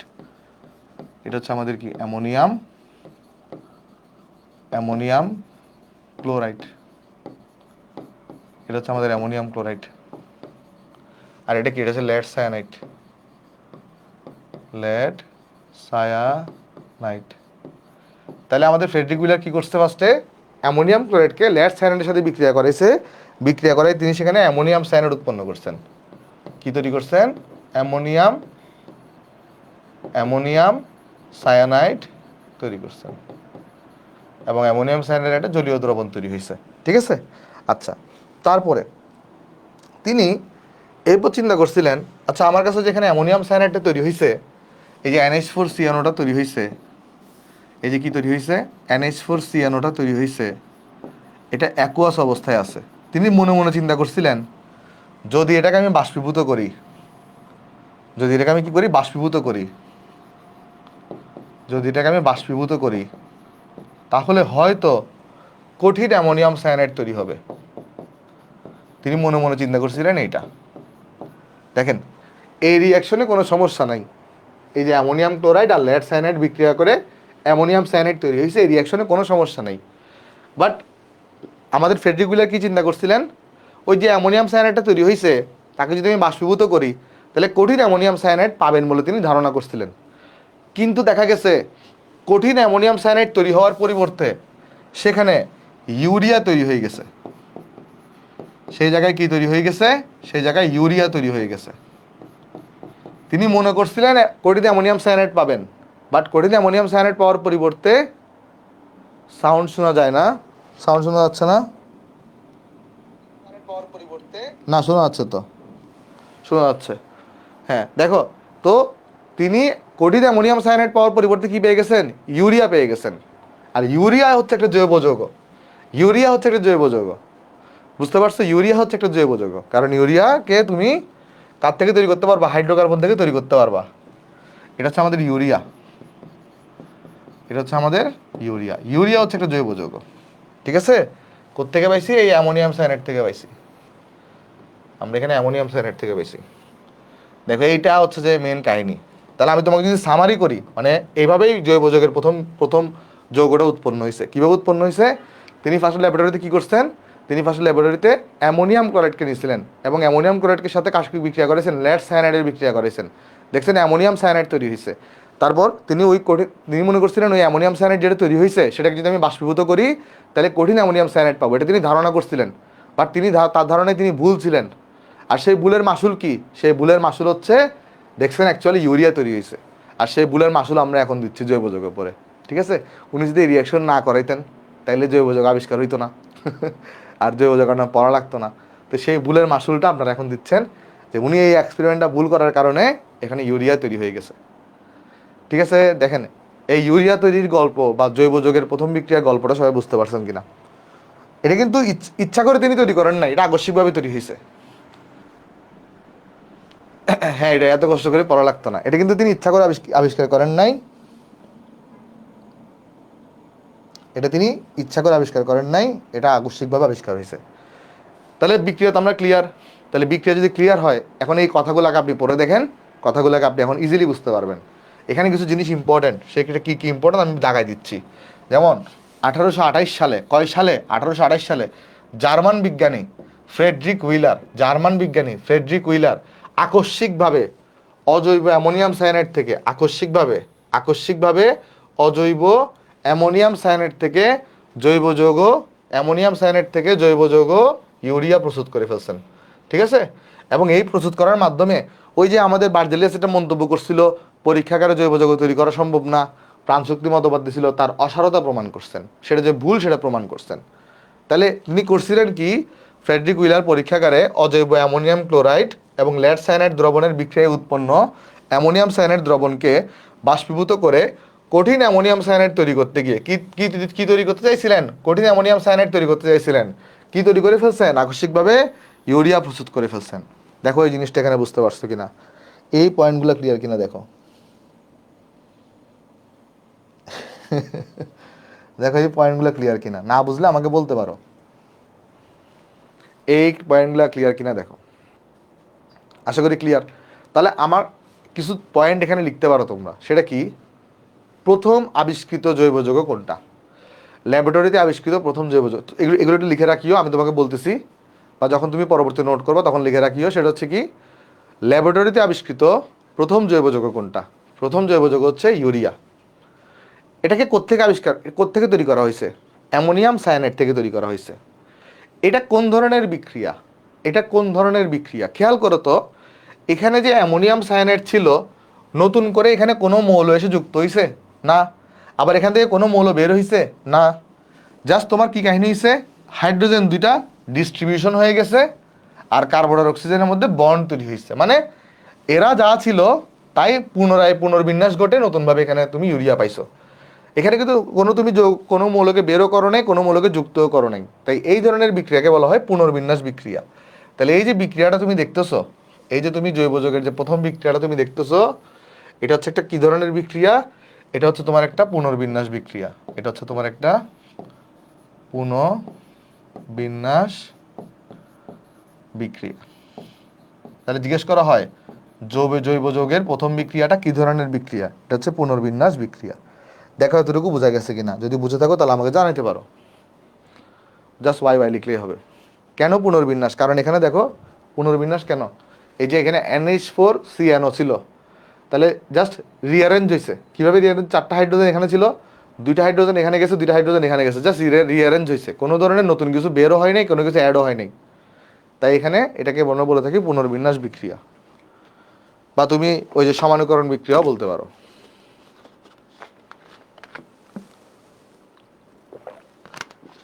ওকে, যদি বুঝে থাকো তাহলে আমাকে বাই বাই জানাও। ওকে, গুড। চলো আমরা নেক্সট আলোচনায় চলে যাই। নেক্সট আলোচনা হচ্ছে জৈব যৌগ এবং অজৈব যৌগের মধ্যে পার্থক্য। তো এখানে আমি সব পার্থক্য তোমার পড়ার দরকার নেই, আমি যেগুলো কি পয়েন্ট ধরাই দিব সেগুলো পড়লেই চলবে। সেটা প্রথম পার্থক্য কি, ওই যে এখানে প্রধানত কার্বন থাকতে হয়, প্রধানত কি থাকতে হয়? কার্বন থাকতে হয়। সেই কার্বনের সাথে নাইস চপস এরা যুক্ত হয়ে জৈব যৌগ তৈরি হতে পারে, ঠিক আছে? আর অজৈব যৌগগুলা যে কোনো মৌল দ্বারা গঠিত হতে পারে। এখানে কোনো বাধা ধরা নাই যে একজনকে থাকতেই হবে, এরকম কোনো বাধা ধরা নিয়ম নাই। তাহলে জৈব যৌগে মাস্ট বি কার্বন থাকতে হবে, বাট অজৈব যৌগ যে কোনো মৌল নিয়ে গঠিত হতে পারে। সবচেয়ে ইম্পর্টেন্ট জিনিস, জৈব যৌগগুলা সমযোজী বন্ধন দ্বারা গঠিত হয়। জৈব যৌগ কীভাবে গঠিত হয়? কার্বন একটা অধাতু, হাইড্রোজেন একটা অধাতু, তোমরা মৌলের পর্যাবৃত্তে পড়ে আসছো। দুইটা অধাতু যখন পরস্পর যুক্ত হয় তারা কিন্তু সমযোজী বন্ধনের মাধ্যমে যুক্ত হয়। তাহলে এখানে যে বন্ডগুলো তুমি দেখতেছো, এই বন্ডগুলো সবগুলো কি? সমযোজী বন্ধন। আর অজৈব যৌগগুলা আয়নিক বন্ধন দ্বারাও তৈরি হইতে পারে, সমযোজী বন্ধন দ্বারাও কিন্তু তৈরি হইতে পারে। তাহলে অজৈব যৌগে আয়নিক এবং সমযোজী উভয় ধরনের বন্ধন বিদ্যমান থাকে। বাট জৈব যৌগে কোন ধরনের বন্ধন বিদ্যমান থাকে? সমযোজী বন্ধন বিদ্যমান থাকে। ক্লিয়ার? এটা ভুল করা যাবে না। আরেকটা জিনিস দেখো, জৈব যৌগের কাঠামোগুলো কিন্তু অনেক বড় বড় হয়ে থাকে। দেখবা যখন আমরা নামকরণ করবো তখন দেখবো অনেক বড় বড় যৌগদের নামকরণ করবো, অর্থাৎ জৈব যৌগের কাঠামোগুলা বেশ জটিল হয়ে থাকে। জৈব যৌগের কাঠামো বেশ জটিল হয়ে থাকে। আর অন্যদিকে তুমি যদি লক্ষ্য করো, অজৈব যৌগগুলা HCl একটা সিম্পল স্ট্রাকচার, HCl, তার মানে অজৈব যৌগের স্ট্রাকচারটা অনেকটাই সহজ, বাট জৈব যৌগের স্ট্রাকচার কিন্তু অনেকটাই জটিল হয়ে থাকে, ঠিক আছে? আচ্ছা, গুড, বুঝতে পারছি আমরা এটা। এই বিষয়টা বোঝা গেছে। আমাকে জানাও, অজৈব যৌগটা কি কার্বন বা হাইড্রোজেন থাকতে হবে? না, অজৈব যৌগতে এরকম কোনো ম্যান্ডেটরি বিষয় নেই। আশা করি এতটুকু বুঝতে পারছো, এটা পরে তুলে নিও তোমরা। চলো নেক্সটে যাই। নেক্সটে হচ্ছে একটা জিনিস তুমি লক্ষ্য করে দেখো, জৈব যৌগগুলো হচ্ছে সমযোজী বন্ধন দ্বারা গঠিত। তো তোমরা মৌলের পর্যাবৃত্তে পড়ে আসছো, যারা সমযোজী বন্ধন দ্বারা গঠিত হয় তারা সমযোজী যৌগ হয়। আর সমযোজী যৌগের গলনাঙ্ক স্ফুটনাঙ্ক কম থাকে, আয়নিক যৌগের গলনাঙ্ক স্ফুটনাঙ্ক বেশি থাকে। তাই জৈব যৌগগুলোর কি থাকবে? নিম্ন গলনাঙ্ক এবং স্ফুটনাঙ্ক বিশিষ্ট হবে। জৈব যৌগগুলো কি হবে? নিম্ন গলনাঙ্ক এবং স্ফুটনাঙ্ক বিশিষ্ট হবে। অন্যদিকে অজৈব যৌগ কি হবে? যেহেতু এদের মধ্যে আয়নিক বন্ধন থাকতে পারে, এগুলো উচ্চ গলনাঙ্ক এবং স্ফুটনাঙ্ক বিশিষ্ট হয়। ক্লিয়ার? আচ্ছা, আরেকটা জিনিস হচ্ছে কি, জৈব যৌগগুলো উদ্দায়ী হয়ে থাকে। উদ্দায়ী মানে কি জানো? উদ্দায়ী মানে হচ্ছে এদেরকে তুমি যদি উত্তপ্ত করো কঠিন অবস্থাকে, এরা সরাসরি বাষ্প অবস্থায় পরিণত হয়। অ্যাকচুয়ালি কঠিন অবস্থাতে সরাসরি বাষ্প অবস্থায় পরিণত হয় তা না, কঠিন আগে তরলেই পরিণত হয়, তরল থেকে বাষ্প হয়। বাট উদ্দায়ীদের ক্ষেত্রে যে ঘটনাটা ঘটে, তরল অবস্থাটা খুবই ক্ষণস্থায়ী হয়, এটাকে আমাদের চোখে পড়ে না, তাই আমরা মনে করি যে সরাসরি কঠিন থেকে বাষ্পে কনভার্ট হয়েছে। আর অজৈব যৌগগুলো কি হয়ে থাকে? অনুদ্দায়ী হয়ে থাকে, অর্থাৎ এদেরকে তুমি আগে উত্তপ্ত করলে এরা তরলেই কনভার্ট হবে আগে, ঠিক আছে? আচ্ছা, আরেকটা জিনিস, যে জিনিসটা পরীক্ষায় সবসময় আসে, মেডিকেল পরীক্ষায়, সোডিয়াম ক্লোরাইডের গলনাঙ্ক কিন্তু 801°C। এটা পরীক্ষায় অনেকবার আসে। দেখো এটা বুঝতে পারছো কিনা? সোডিয়াম ক্লোরাইডের গলনাঙ্ক 801°C। হ্যাঁ, তুমি নোট করার সময় যতটুকু দরকার ততটুকু তুলিও, তোমার যতটুকু মনে হয় এই বুঝ জ্ঞান তো তোমার আসছে, যতটুকু মনে হয় তোমার তোলা উচিত ততটুকু তুমি তুলিও। আচ্ছা, হ্যাঁ, সব অজৈব যৌগ উচ্চ গলনাঙ্ক হয় না, বা মেজরিটি অজৈব যৌগ উচ্চ গলনাঙ্ক স্ফুটনাঙ্ক বিশিষ্ট হইতে পারে। আচ্ছা, আরেকটা জিনিস দেখো, সবচেয়ে ইম্পর্টেন্ট বিষয় সেটা কি, যে আমার যে জৈব যৌগগুলো যেগুলো আছে, জৈব যৌগ যেগুলো আছে, এরা পানি বা পোলার দ্রাবকে অদ্রবণীয় লিখছে, এরা পানি বা পোলার দ্রাবকে অদ্রবণীয়। আর অন্যদিকে আমার অজৈব যৌগগুলা পানি বা পোলার দ্রাবকে দ্রবণীয়। এই কথাটার সাথে আমি একটু করে দ্বিমত করব, সেটা কোনটা, যে জৈব যৌগগুলা পানি বা পোলার দ্রাবকে অদ্রবণীয়। খেয়াল করে দেখো, তোমরা মৌলের পর্যায়বৃত্ত ধর্ম কারা কারা পড়ছো, বা হাইড্রোজেন বন্ধন কারা কারা পড়ছো? হাইড্রোজেন বন্ধন একটু করে আমাকে জানাবা, যে হাইড্রোজেন বন্ধন কারা কারা পড়ছো? হাইড্রোজেন বন্ধন ভাই, পোলার দ্রাবক কি, যেগুলোর মধ্যে প্লাস মাইনাস সৃষ্টি হয়, যেমন পানি হচ্ছে পোলার দ্রাবক। হাইড্রোজেন বন্ধন অনেকেই পড়ছো। তো যাদের মধ্যে হাইড্রোজেন বন্ধন থাকবে তারা কিন্তু পানিতে দ্রবণীয়। তো কোন কোন জৈব যৌগে হাইড্রোজেন বন্ধন থাকে জানো? কোন কোন জৈব যৌগে হাইড্রোজেন বন্ধন থাকে? কোন কোন জৈব যৌগে হাইড্রোজেন বন্ধন থাকে জানো? কোন কোন জৈব যৌগে হাইড্রোজেন বন্ধন থাকে? এটা আমরা মৌলের পর্যায়বৃত্তে পড়ে আসার কথা, তো আমি লিখে দিই কোন কোন জৈব যৌগে হাইড্রোজেন বন্ধন থাকে। দেখো, হাইড্রোজেন বন্ধন, হাইড্রোজেন বন্ড, কোন কোন জৈব যৌগে হাইড্রোজেন বন্ধন থাকে? অ্যালকোহলে থাকে, অ্যালকোহলে থাকে, অ্যালডিহাইডে থাকে, কিটোনে থাকে না, কিটোনে থাকে না, আর কার্বক্সিলিক অ্যাসিডে থাকে, কার্বক্সিলিক অ্যাসিডে থাকে, কার্বক্সিলিক অ্যাসিডের মধ্যে থাকে। তাহলে যেহেতু এদের মধ্যে হাইড্রোজেন বন্ধন আছে, এরা কিন্তু পানিতে দ্রবণীয়, এরা কিন্তু পানিতে দ্রবণীয়, বুঝতে পারছো? এরা কিন্তু পানিতে দ্রবণীয়। কিটোনে কোনো আমাদের থাকে না, হাইড্রোজেন বন্ধন থাকে না, এগুলো মৌলের পর্যাবৃত্তের পড়া। এখানে আমি পড়াতে যাব না, জাস্ট আমরা জেনে রাখলাম, কেমন? দেখো, তারপর আমরা বললাম যদিও জৈব যৌগগুলো পানিতে অদ্রবণীয়, বাট এরা কিন্তু দ্রবণীয়, alcohol, aldehyde, carboxylic acid. Clear কিনা দেখো, যদিও জৈব যৌগগুলা পানিতে অদ্রবণীয়, কারণ জৈব যৌগগুলো বেশিরভাগই পোলার হয় না। আমরা জানি পোলার যৌগ পোলার দ্রাবকে দ্রবণীয়, তো জৈব যৌগগুলো নর্মালি পোলার হয় না, কিন্তু কিছু পোলার জৈব যৌগ আছে। কারা পোলার জৈব যৌগ? যাদের মধ্যে হাইড্রোজেন বন্ড থাকে, যেমন অ্যালকোহল, অ্যালডিহাইড, কার্বক্সিলিক অ্যাসিড। ঠিক আছে? আচ্ছা, এতটুকু ক্লিয়ার? আশা করি ক্লিয়ার। এরপরে যে জিনিসটা আছে সেটা হচ্ছে জৈব যৌগগুলো সহজে জ্বলে এবং এর দহনের ফলে কোনো অবশেষ থাকে না। জৈব যৌগগুলোর দহনের ফলে কি থাকে না? কোনো অবশেষ থাকে না। অর্থাৎ জৈব যৌগগুলোকে তুমি যদি দহন করো, তাহলে এখানে কার্বন ডাইঅক্সাইড গ্যাস এবং ভ্যাপার তৈরি হয়, জলীয় বাষ্প তৈরি হয়, ফলে এরা উড়ে উড়ে চলে যায়, কোনো কিছু আর অবশেষ হিসেবে থাকে না। ঠিক আছে? আচ্ছা, আর এখানে অজৈব যৌগের মধ্যে দহনের পর অবশেষ থাকে, অজৈব যৌগের মধ্যে দহনের পর অবশেষ থাকবে, দেখবা। দেখা দুর্গ ক্লিয়ার? এই পৃষ্ঠাটা ক্লিয়ার কিনা দেখো।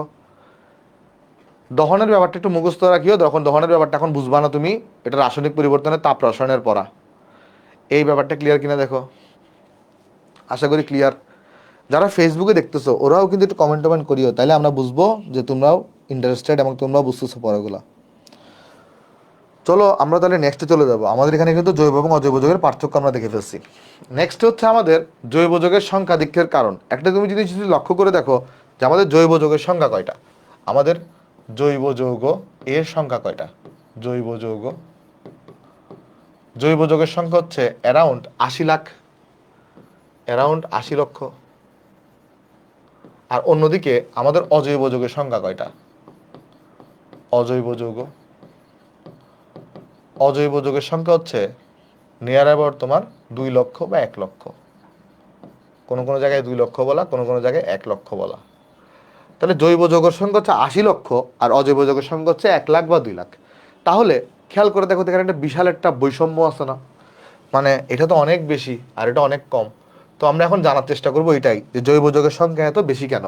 তো জৈব যৌগের সংখ্যাধিক্যের কারণ হিসেবে ৩টা জিনিসকে আইডেন্টিফাই করা হয়েছে। ৩টা জিনিসকে, একটা কি, জৈব যৌগের মধ্যে কি ঘটে? কার্বন পরমাণুর ক্যাটেনেশন ঘটে। ক্যাটেনেশন কি এখনো পড়াই নেই, সামনে পড়াচ্ছি। কি ঘটে? ক্যাটেনেশন ঘটে। জৈব যৌগগুলো সমানতা ধর্ম দেখা যায়, জৈব যৌগের পলিমারকরণ ধর্ম দেখা যায়। প্রত্যেকটা নিয়ে আমরা একটু একটু আলোচনা করবো, টেনশন নেওয়ার দরকার নেই। তাইলে চলো আমরা এখন দেখার চেষ্টা করি ক্যাটেনেশন ধর্মটা কি, বা ক্যাটেনেশন ধর্মের মাধ্যমে কিভাবে জৈব যৌগের সংখ্যা বৃদ্ধি পায়। চলো আগে এই জিনিসটা দেখার চেষ্টা করি, কেমন? তাহলে ক্যাটেনেশন নিয়ে আমরা চলো একটু করে পড়ার চেষ্টা করি আগে, ক্যাটেনেশনটা নিয়ে। এখানে চলো আমরা একটু করে এই যে এই জিনিসগুলোতে আমরা আসবো, আমরা এখানে একটু করে ক্যাটেনেশনটা নিয়ে একটু পড়ার চেষ্টা করি, পরে আমি লেখাতে ফেরত আসতেছি। ক্যাটেনেশন কি জানো? ক্যাটেনেশন মানে কি? ক্যাটেনেশন মানে হচ্ছে শিকল তৈরি করা। ক্যাটেনেশন মানে কি বলতো? শিকল তৈরি করা। ক্যাটাইনেশন মানে কি? শিকল তৈরি করা। এর মানে কি দেখো, এর মানে হচ্ছে যে কার্বন যেটা থাকে, কার্বনের যোজনী কত? কার্বনের যোজনী হচ্ছে 4। কার্বনের যোজনী কত? কার্বনের যোজনী হচ্ছে 4। তাহলে 4টা বন্ড থাকবে এর। তাহলে একটা থাকবে তোর এখানে, একটা এখানে, একটা এখানে, একটা এখানে। তাহলে সে পরবর্তী কার্বনের সাথে সহজেই অ্যাড হইতে পারে। সে পরবর্তী কার্বনের সাথে এভাবে সহজেই অ্যাড হইতে পারে। তাহলে সে পরবর্তী কার্বনের সাথে এভাবে সহজেই অ্যাড হইতে পারে। তাহলে এইভাবে শিকল তৈরি করার যে প্রবণতা, এটাকে আমরা বলি ক্যাটেনেশন ধর্ম। তাহলে এইভাবে যে একটা শিকল তৈরি করার যে প্রবণতা, এটাকে আমরা কি বলে থাকি? ক্যাটেনেশন ধর্ম বলে থাকি। এখন কার্বন ক্যাটেনেশন ধর্ম দেখায় কেন? কারণ একে এর যোজনী হচ্ছে 4। কার্বনের যোজনী কত? কার্বনের যোজনী হচ্ছে 4।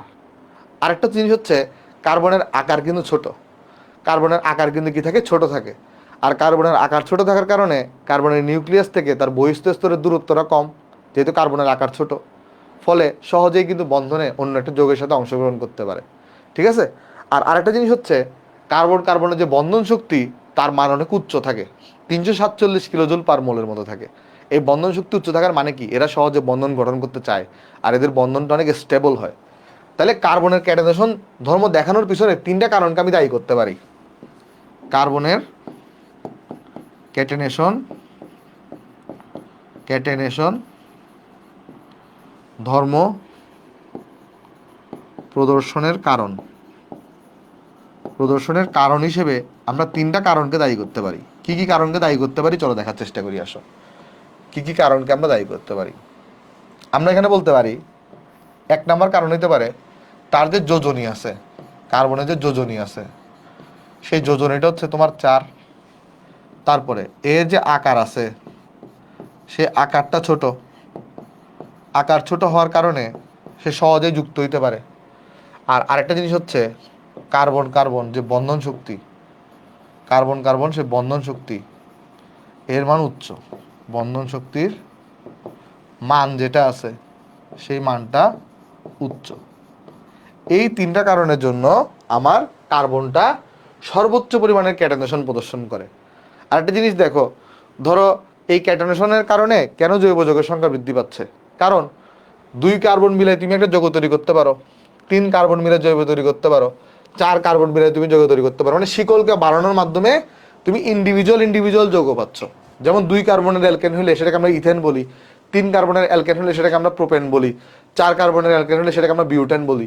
তাহলে কিন্তু আমার ক্রমাগত কিন্তু আমার কার্বন সংখ্যা বৃদ্ধির মাধ্যমে কিন্তু আমার যৌগের সংখ্যা কিন্তু বাড়তেছে, তাই না ভাই?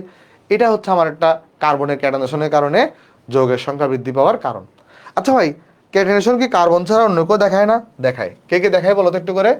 ক্যাটাইনেশন কারা প্রদর্শন করে? ক্যাটাইনেশন কারা প্রদর্শন করে? এটা পরীক্ষায় জিজ্ঞেস করে। কার্বন প্রদর্শন করতে পারে, নাইট্রোজেন প্রদর্শন করতে পারে, সালফার প্রদর্শন করতে পারে। তাইলে এদের দ্বারা কেন জৈব যৌগ তৈরি হয় না?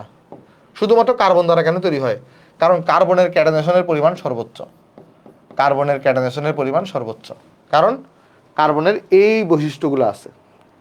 নাইট্রোজেন আর সালফার এক্ষেত্রে যে ঘটনাটা ঘটে, নাইট্রোজেন আর সালফার এক্ষেত্রে এই একত্রে এই 3টা বৈশিষ্ট্য কেউ শো করে না। যেমন নাইট্রোজেনের যোজনী 3, তাহলে তার ক্ষমতা একটু কমে গেল না? এরকম করে তোমার কিন্তু সবাই সব প্রদর্শন করতে পারে না। একমাত্র আমার যে তোমার কার্বন আছে, সেই এই 3টা ধর্মকে একত্রে প্রদর্শন করতে পারে। এই জন্য কার্বনের ক্যাটাইনেশন ক্ষমতা সর্বোচ্চ। ঠিক আছে? তাহলে ক্যাটাইনেশনের কারণে কার্বন কি করতে পারে? এরকম দীর্ঘ শিকল গঠন করতে পারে। এরকম কি গঠন করতে পারে? দীর্ঘ শিকল গঠন করতে পারে। দীর্ঘ শিকল গঠন করতে পারে। আবার এই ধর্মের কারণে কিন্তু সে বলয়ও গঠন করতে পারে। কার্বনগুলো কি করতে পারে? বলয়ও গঠন করতে পারে। বলয় কিরকম? বলয় হচ্ছে এরকম, এই যে এরকম বলয় গঠন করতে পারে। ঠিক আছে? এরকম বলয় গঠন করতে পারে। কার্বনগুলো এরকম বলয় তৈরি করতে পারে। তাহলে ক্যাটাইনেশনের কারণে দীর্ঘ শিকলও গঠিত হয়, বলয়ও তৈরি হয়। ঠিক আছে? দেখো এই জিনিসটা বুঝতে পারছো কিনা। 80 লক্ষ যৌগ কি হাতে হাতে গুণে ক্যালকুলেট করছে? না, অনেক নিয়ম আছে না, যে সমানের সংখ্যা ক্যালকুলেট করা যায়। এন এর ভ্যালু এত হইলে সমানও কয়টা হবে, এভাবে করে ক্যালকুলেট করা যায়। আচ্ছা, আগের স্লাইডটা এখনো যায়নি, আগের স্লাইড আমি আসতেছি, পড়াবো আগের স্লাইডটা। আচ্ছা, ক্যাটাইনেশনের ব্যাপারটা আপনারা বুঝতে পারছেন? ক্যাটাইনেশনটা তো ক্লিয়ার সবার এখানে, তাই না? ক্যাটাইনেশন সবার কাছে আশা করি ক্লিয়ার। আচ্ছা, চলেন এবার আমরা আগের স্লাইডে যাই। এবার দেখেন ক্যাটাইনেশনের ডেফিনেশনটা আমরা পরে বুঝতেছি কিনা, যে ক্যাটাইনেশন মানে কি? কার্বনের অসংখ্য পরমাণু নিজেদের মধ্যে যুক্ত হয়ে, দেখো এখানে বলছে কি, কার্বনের অসংখ্য পরমাণু নিজেদের মধ্যে যুক্ত হয়ে ছোট বড় বিভিন্ন আকার এবং আকৃতি দীর্ঘ শিকল বা বলয় গঠন করার যে ক্ষমতাটা, সেই বলয় গঠন করার ক্ষমতাকে আমরা কার্বনের ক্যাটানেশন বলতেছি, মানে নিজেরা যুক্ত হবে, ঠিক আছে। আর এই ক্যাটানা শব্দের অর্থ হচ্ছে কি বলতো, শিকল। তাহলে কার্বনের ক্যাটানেশন বলতে কার্বনের শিকল বোঝাবে। তাহলে কার্বনের ক্যাটানেশন বলতে কি বোঝাবে, কার্বনের শিকল বোঝাবে। তো এই ক্যাটানেশনের একটা বিশেষ উদাহরণ হচ্ছে ফুলারিন্স। খেয়াল করো, এগুলো একটা এমসিকিউর জন্য ইম্পর্টেন্ট, এটা এত বেশি থিওরির জন্য ইম্পর্টেন্ট না, এমসিকিউর জন্য ইম্পর্টেন্ট। আমি জন্য পড়াই দিচ্ছি তোমাকে। দেখো যে ক্যাটানেশনের একটা বিশেষ উদাহরণ হচ্ছে ফুলারিন্স। কি বলতো, এর বিশেষ একটা উদাহরণ হচ্ছে ফুলারিন্স। ফুলারিন্স জিনিসটা কি? ফুলারিন্সের মধ্যে তোমার কি থাকে, 30 থেকে 70টা কার্বন থাকে। ফুলারিন্সে কি থাকে, 30 থেকে 70টা কার্বন থাকে, ঠিক আছে। ফুলারেন্সে কি থাকবে, 30 থেকে 70টা কার্বন পরমাণু সমযোজী বন্ধনের মাধ্যমে যুক্ত থাকবে। যদি সেই ফুলারেন্সে 32টা কার্বন থাকে, সেটাকে আমরা বলি C32। যদি ফুলারেন্সে 50টা কার্বন থাকে, সেটাকে আমরা বলি C50। যদি ফুলারেন্সে 60টা কার্বন থাকে, সেটাকে আমরা বলি C60। আর যদি ফুলারেন্সে 70টা কার্বন থাকে, সেটাকে আমরা বলি C70। বুঝতে পারছো? দেখো, হ্যাঁ, আমাদের স্লাইড ফলো করলেই তোমার হচ্ছে যে মানে একদম মানে মোর দ্যান এনাফ। দেখো, আমি তোমাকে যেমনটা বলতেছিলাম যে ক্যাটানেশনের একটা বিশেষ উদাহরণ হচ্ছে ফুলারিন্স। ফুলারিন্সে কি হয়, অসংখ্য 30 থেকে 70টা কার্বন পরমাণু শিকলের মাধ্যমে যুক্ত হয়ে একটা বড় যৌগ তৈরি করে বলয় আকৃতির। তো যদি 32টা কার্বন যুক্ত হয়, সেটাকে সেই ফুলারিন্সকে আমরা বলি C32। যদি 50টা কার্বন যুক্ত হয়, সেই ফুলারিন্সকে আমরা বলি C50। যদি 60টা কার্বন যুক্ত হয়, সেই ফুলারিন্সকে আমরা বলে থাকি C60। আর যদি 70টা কার্বন যুক্ত হয়, সেটাকে আমরা বলি C70। ফুলারিন্সটা কীরকম হয় জানো? ফুলারিন্স একটা এরকম, তোমার হচ্ছে একটা চক্রাকার যৌগ, একটা চক্রাকার টাইপের একটা যৌগ। ফুলারিন্সটা একটা চক্রাকার টাইপের, মানে এরকম একটা বলয় আকৃতির। আচ্ছা, আমার যদি এখানে দেখানোর সুযোগ হয়, আমি যদি এখানে যাই, তোমার এখানে ফুলারিন্সকে যদি আমরা দেখাইতে পারি, একটু করে দেখাই, দাঁড়াও। ফুলারিন্স, তাই না? আমি সার্চ দিয়ে দেখে আসে কিনা, আসার কথা। ফুলারিন্স,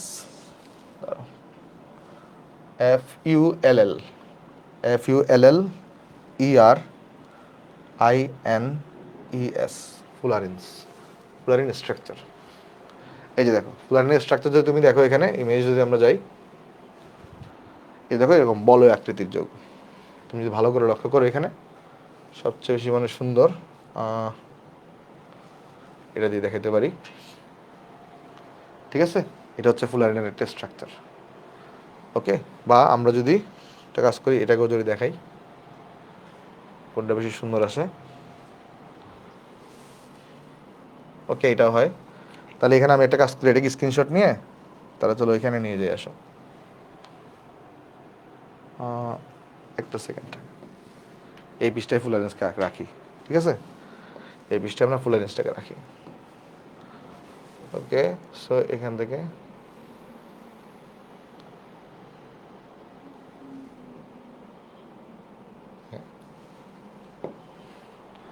ওকে, এটা হচ্ছে দেখো ফুলারিনের স্ট্রাকচার। এটা যদি দেখানোর চেষ্টা করি, এটা হচ্ছে আমাদের ফুলারিনের স্ট্রাকচার, ঠিক আছে।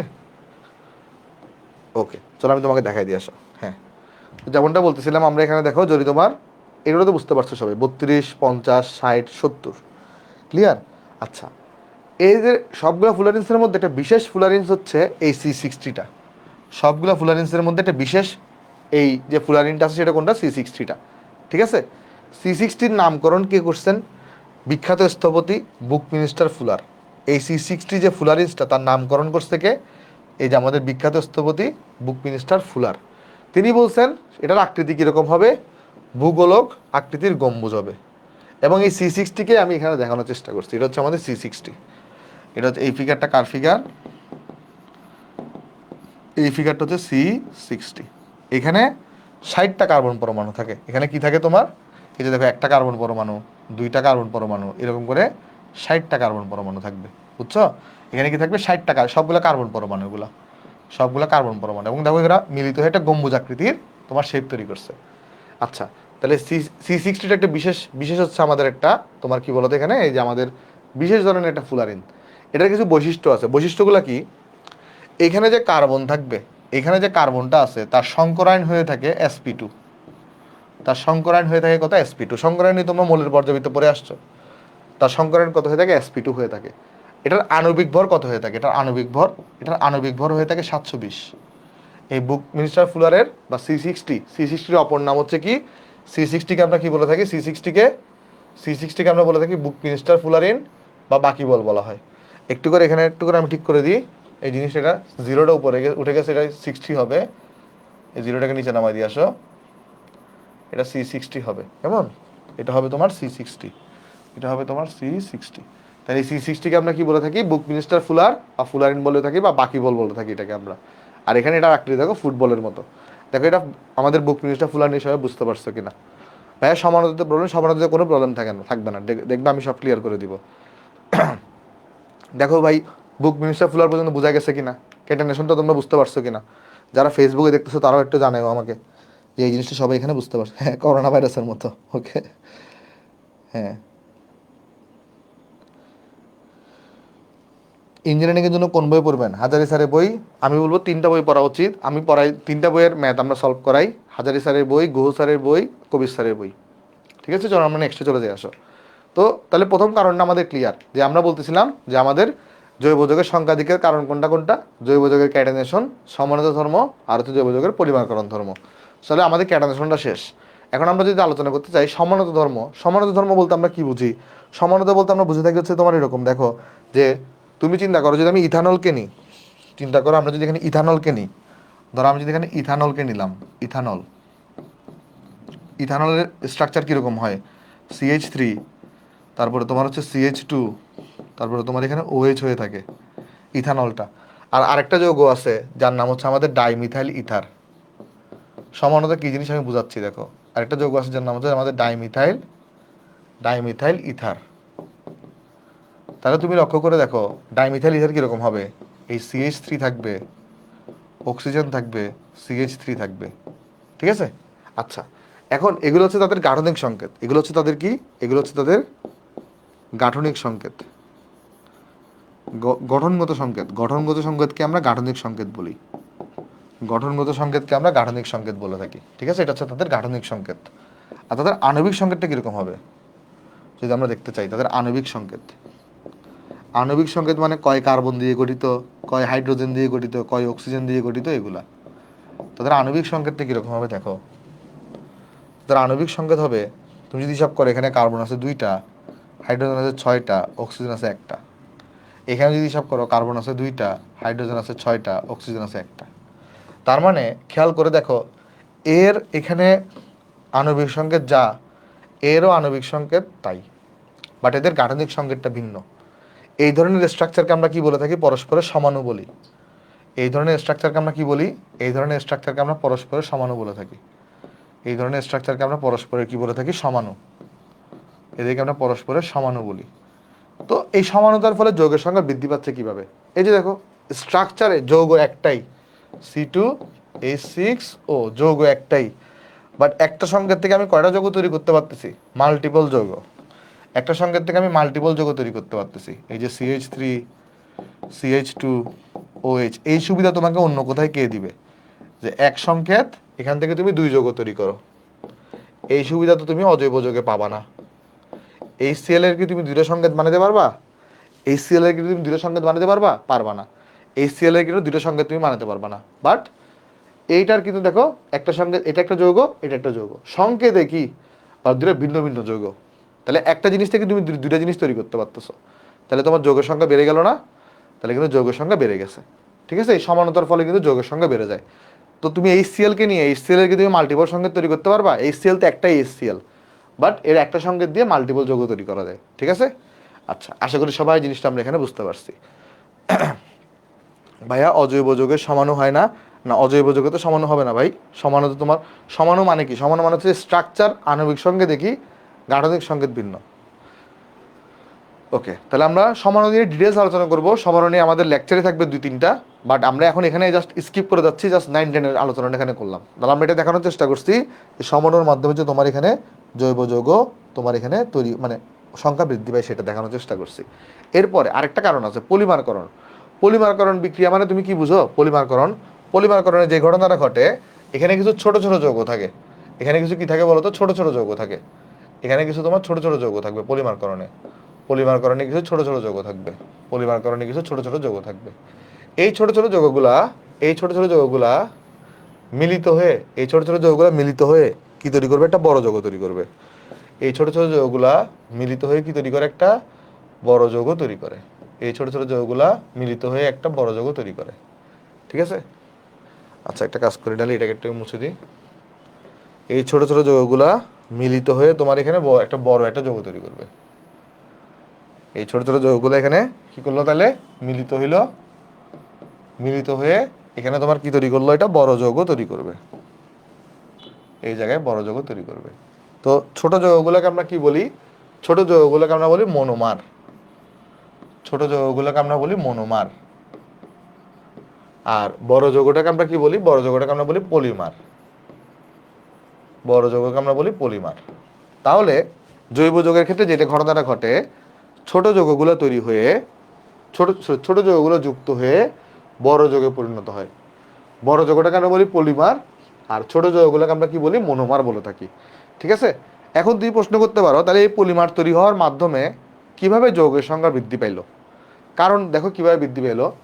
এটা একটা ইন্ডিভিজুয়াল যৌগ, এটা একটা ইন্ডিভিজুয়াল যৌগ, এটা একটা ইন্ডিভিজুয়াল যৌগ, এটা একটা ইন্ডিভিজুয়াল যৌগ, বাট এরা মিলিত হয়ে নতুন যৌগ পাইছো না, তাহলে যৌগের সংখ্যা বৃদ্ধি পাইছে না। এরকম কিন্তু অজৈব যৌগের ক্ষেত্রে কিন্তু এরকম মানে কনডেন্স বা মিলিত হয় না, যেটা জৈব যৌগের ক্ষেত্রে হয়। আরেকটা কাহিনী আছে, খেয়াল করে দেখো, যে তোমার ধরো এখানে কার্বন আর কার্বনের মধ্যে একটা ডাবল বন্ড আছে, আর এখানে ধরো কার্বন আর কার্বনের মধ্যে একটা ডাবল বন্ড আছে, কার্বন আর কার্বনের মধ্যে একটা ডাবল বন্ড আছে। তাহলে এদেরকে তুমি কিভাবে যুক্ত করবা জানো? ধরো এখানে কার্বন আর কার্বনের মধ্যে ডাবল বন্ড আছে, এখানেও কার্বন আর কার্বনের মধ্যে ডাবল বন্ড আছে। তাহলে এদেরকে আমি জোড়া লাগাবো কিভাবে? এদেরকে জোড়া লাগানোর ওয়ে হচ্ছে, তুমি কি করো, ডাবল বন্ডটাকে ভেঙে ফেলো। তখন কি হবে? কার্বন কার্বন সিঙ্গেল বন্ড হবে। আর ডাবল বন্ড ভেঙে ফেলার ফলে এখানে একটা বন্ধন ক্রিয়েট হবে, আর এই জায়গায় একটা বন্ধন ক্রিয়েট হবে। সেমভাবে এখানেও তুমি কার্বন আর কার্বনের মধ্যে বন্ড ভেঙে ফেলো, এখানে একটা সিঙ্গেল বন্ড, এখানে একটা সিঙ্গেল বন্ড তৈরি হবে। পরে দেখো এই সিঙ্গেল বন্ড দুটো জোড়া লাগবে, এখানে এই সিঙ্গেল বন্ডগুলো জোড়া লাগছে। তাহলে এই যে মনোমারগুলো যখন জোড়া লাগবে, মনোমারে যদি ডাবল বন্ড না থাকতো বা ট্রিপল বন্ড না থাকে, তাহলে কি এরা জোড়া লাগতে পারবে? জোড়া লাগতে পারবে না। তাহলে জোড়া লাগানোর জন্য মূল যৌগগুলোতে যারা যুক্ত হবে তাদের হয় ডাবল বন্ড থাকতে হবে, নাহলে ট্রিপল বন্ড থাকতে হবে। বুঝতে পারছো কিনা কাহিনীটা দেখো? জোড়া লাগানোর জন্য হয় ডাবল বন্ড থাকতে হবে, নাহলে ট্রিপল বন্ড থাকতে হবে। ক্লিয়ার? জোড়া লাগানোর জন্য এই জায়গাটাতে, এই জায়গাগুলোতে হয় ডাবল বন্ড থাকতে হবে, হয় ডাবল বন্ড থাকতে হবে, এখানে ডাবল বন্ড থাকতে হবে, না হয় ট্রিপল বন্ড থাকতে হবে। ট্রিপল বন্ড থাকতে হবে। ক্লিয়ার কিনা দেখো? ক্লিয়ার? দেখো হ্যাঁ, এখন একটা জিনিস তুমি লক্ষ্য করে দেখো, যদি কার্বন কার্বন সিঙ্গেল বন্ড হয়, তখন এই কার্বনগুলোকে বলা হবে সম্পৃক্ত কার্বন। এটা তোমরা 9 10-এ পড়ে আসছো। কার্বন কার্বন সিঙ্গেল বন্ড হইলে তাকে আমরা কি বলি? সম্পৃক্ত কার্বন। কার্বন কার্বন যদি ডাবল বন্ড হয় বা কার্বন কার্বন যদি ট্রিপল বন্ড হয়, তখন এই কার্বনগুলোকে আমরা বলি অসম্পৃক্ত কার্বন। তখন এই কার্বনগুলোকে আমরা বলি অসম্পৃক্ত কার্বন। এটা তো সবার জানার কথা, তাই না? এগুলো তো নতুন কিছু না, যে কার্বন কার্বন যদি সিঙ্গেল বন্ড হয় সেটাকে আমরা বলি সম্পৃক্ত কার্বন, আর কার্বন কার্বন ডাবল বন্ড অথবা ট্রিপল বন্ড হইলে সেটাকে আমরা বলি তোমার কি বলতো? অসম্পৃক্ত কার্বন বলি। তাহলে আমার কোয়েশ্চন তোমাদের কাছে, যারা পলিমারকরণ বিক্রিয়ায় অংশগ্রহণ করবে অর্থাৎ মনোমারগুলা, তাদের মধ্যে কি সম্পৃক্ত কার্বন থাকবে নাকি অসম্পৃক্ত কার্বন থাকবে? যারা মনোমার হিসেবে কাজ করবে, গুড, আনস্যাচুরেটেড, বা এই যে এটার নাম হচ্ছে সম্পৃক্ত, ইংলিশ নাম হচ্ছে স্যাচুরেটেড। সম্পৃক্ত ইংলিশ নাম হচ্ছে স্যাচুরেটেড, স্যাচুরেটেড কার্বন। আর এটার ইংলিশ টার্ম হচ্ছে আনস্যাচুরেটেড, আনস্যাচুরেটেড কার্বন। তাহলে আমার কোয়েশ্চনটা ছিল তোমাদের কাছে, যারা আমাদের মনোমার হিসেবে কাজ করবে তাদের মধ্যে সম্পৃক্ত থাকবে না অসম্পৃক্ত থাকবে? অসম্পৃক্ত থাকবে। তাই দেখো এখানে ডেফিনেশনে কি বলছে, যে বিক্রিয়ায় একই যৌগের বিশেষত অসম্পৃক্ত হাইড্রোকার্বনের বহু সংখ্যক পরমাণু পরস্পর যুক্ত হয়ে বৃহৎ অণু বিশিষ্ট জৈব যৌগ তৈরি করে সেই বিক্রিয়াকে পলিমারকরণ বিক্রিয়া বলা হয়। আর উৎপন্ন যৌগকে আমরা কি বলি? উৎপন্ন যৌগকে বলা হয় পলিমার এবং মূল যৌগকে বলা হয় মনোমার বলা হয়। ঠিক আছে, আশা করি এই জিনিসটা সবাই আমরা বুঝতে পারছি। আর এখানে যে বিক্রিয়ায় একই যৌগের বিশেষত অসম্পৃক্ত হাইড্রোকার্বনের বহু সংখ্যক অণু পরস্পর যুক্ত হয়, আচ্ছা এই লাইনটাকে উপরের লাইনটাকে এখানে ভুলে আবার রিপিট করছে, সো এটাকে লেখার দরকার নাই। এই লাইনটাকে ভুলে এখানে রিপিট করা হয়েছে, এটাকে আমি কেটে দিচ্ছি এখানে। ঠিক আছে, এই লাইনটা জাস্ট ভুলে রিপিট হয়েছে একবার। ঠিক আছে, এই লাইনটাকে আর লেখার দরকার নেই এখানে। ওকে, আচ্ছা দেখো পলিমারকরণটা সবাই বুঝতে পারছো কিনা? পলিমারকরণে কারো কোনো সমস্যা আছে? পলিমারকরণের ডিটেলস আমরা এই চ্যাপ্টারের লাস্টে পড়বো। এই চ্যাপ্টারের লাস্টে আমরা পলিমারকরণের একদম ডিটেলসে পড়বো।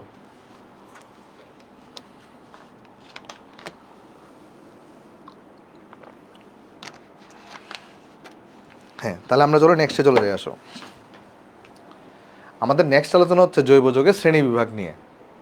তো জৈব যৌগের শ্রেণী বিভাগ আমরা দুইটা জিনিসের বেসিসের উপর ভিত্তি করে করতে পারি। জৈব যৌগের শ্রেণী বিভাগ আমরা দুইটা জিনিসের উপর বেসিস করে আমরা করতে পারি। একটা হচ্ছে শিকলের উপর ভিত্তি করে, আর আরেকটা হচ্ছে অ্যারোমেটিসিটির উপর ভিত্তি করে। অ্যারোমেটিসিটিটা পরে আসতেছি, অ্যারোমেটিসিটি নিয়ে পরে আসতেছি। আগে আমরা বলি আমরা জৈব যৌগের দুইটা শ্রেণী বিভাগ দেখব। একটা হচ্ছে শিকলের ভিত্তিতে, একটা হচ্ছে কিসের ভিত্তিতে? শিকলের ভিত্তিতে। একটা হচ্ছে তোমার শিকলের ভিত্তিতে, একটা হচ্ছে শিকলের ভিত্তিতে।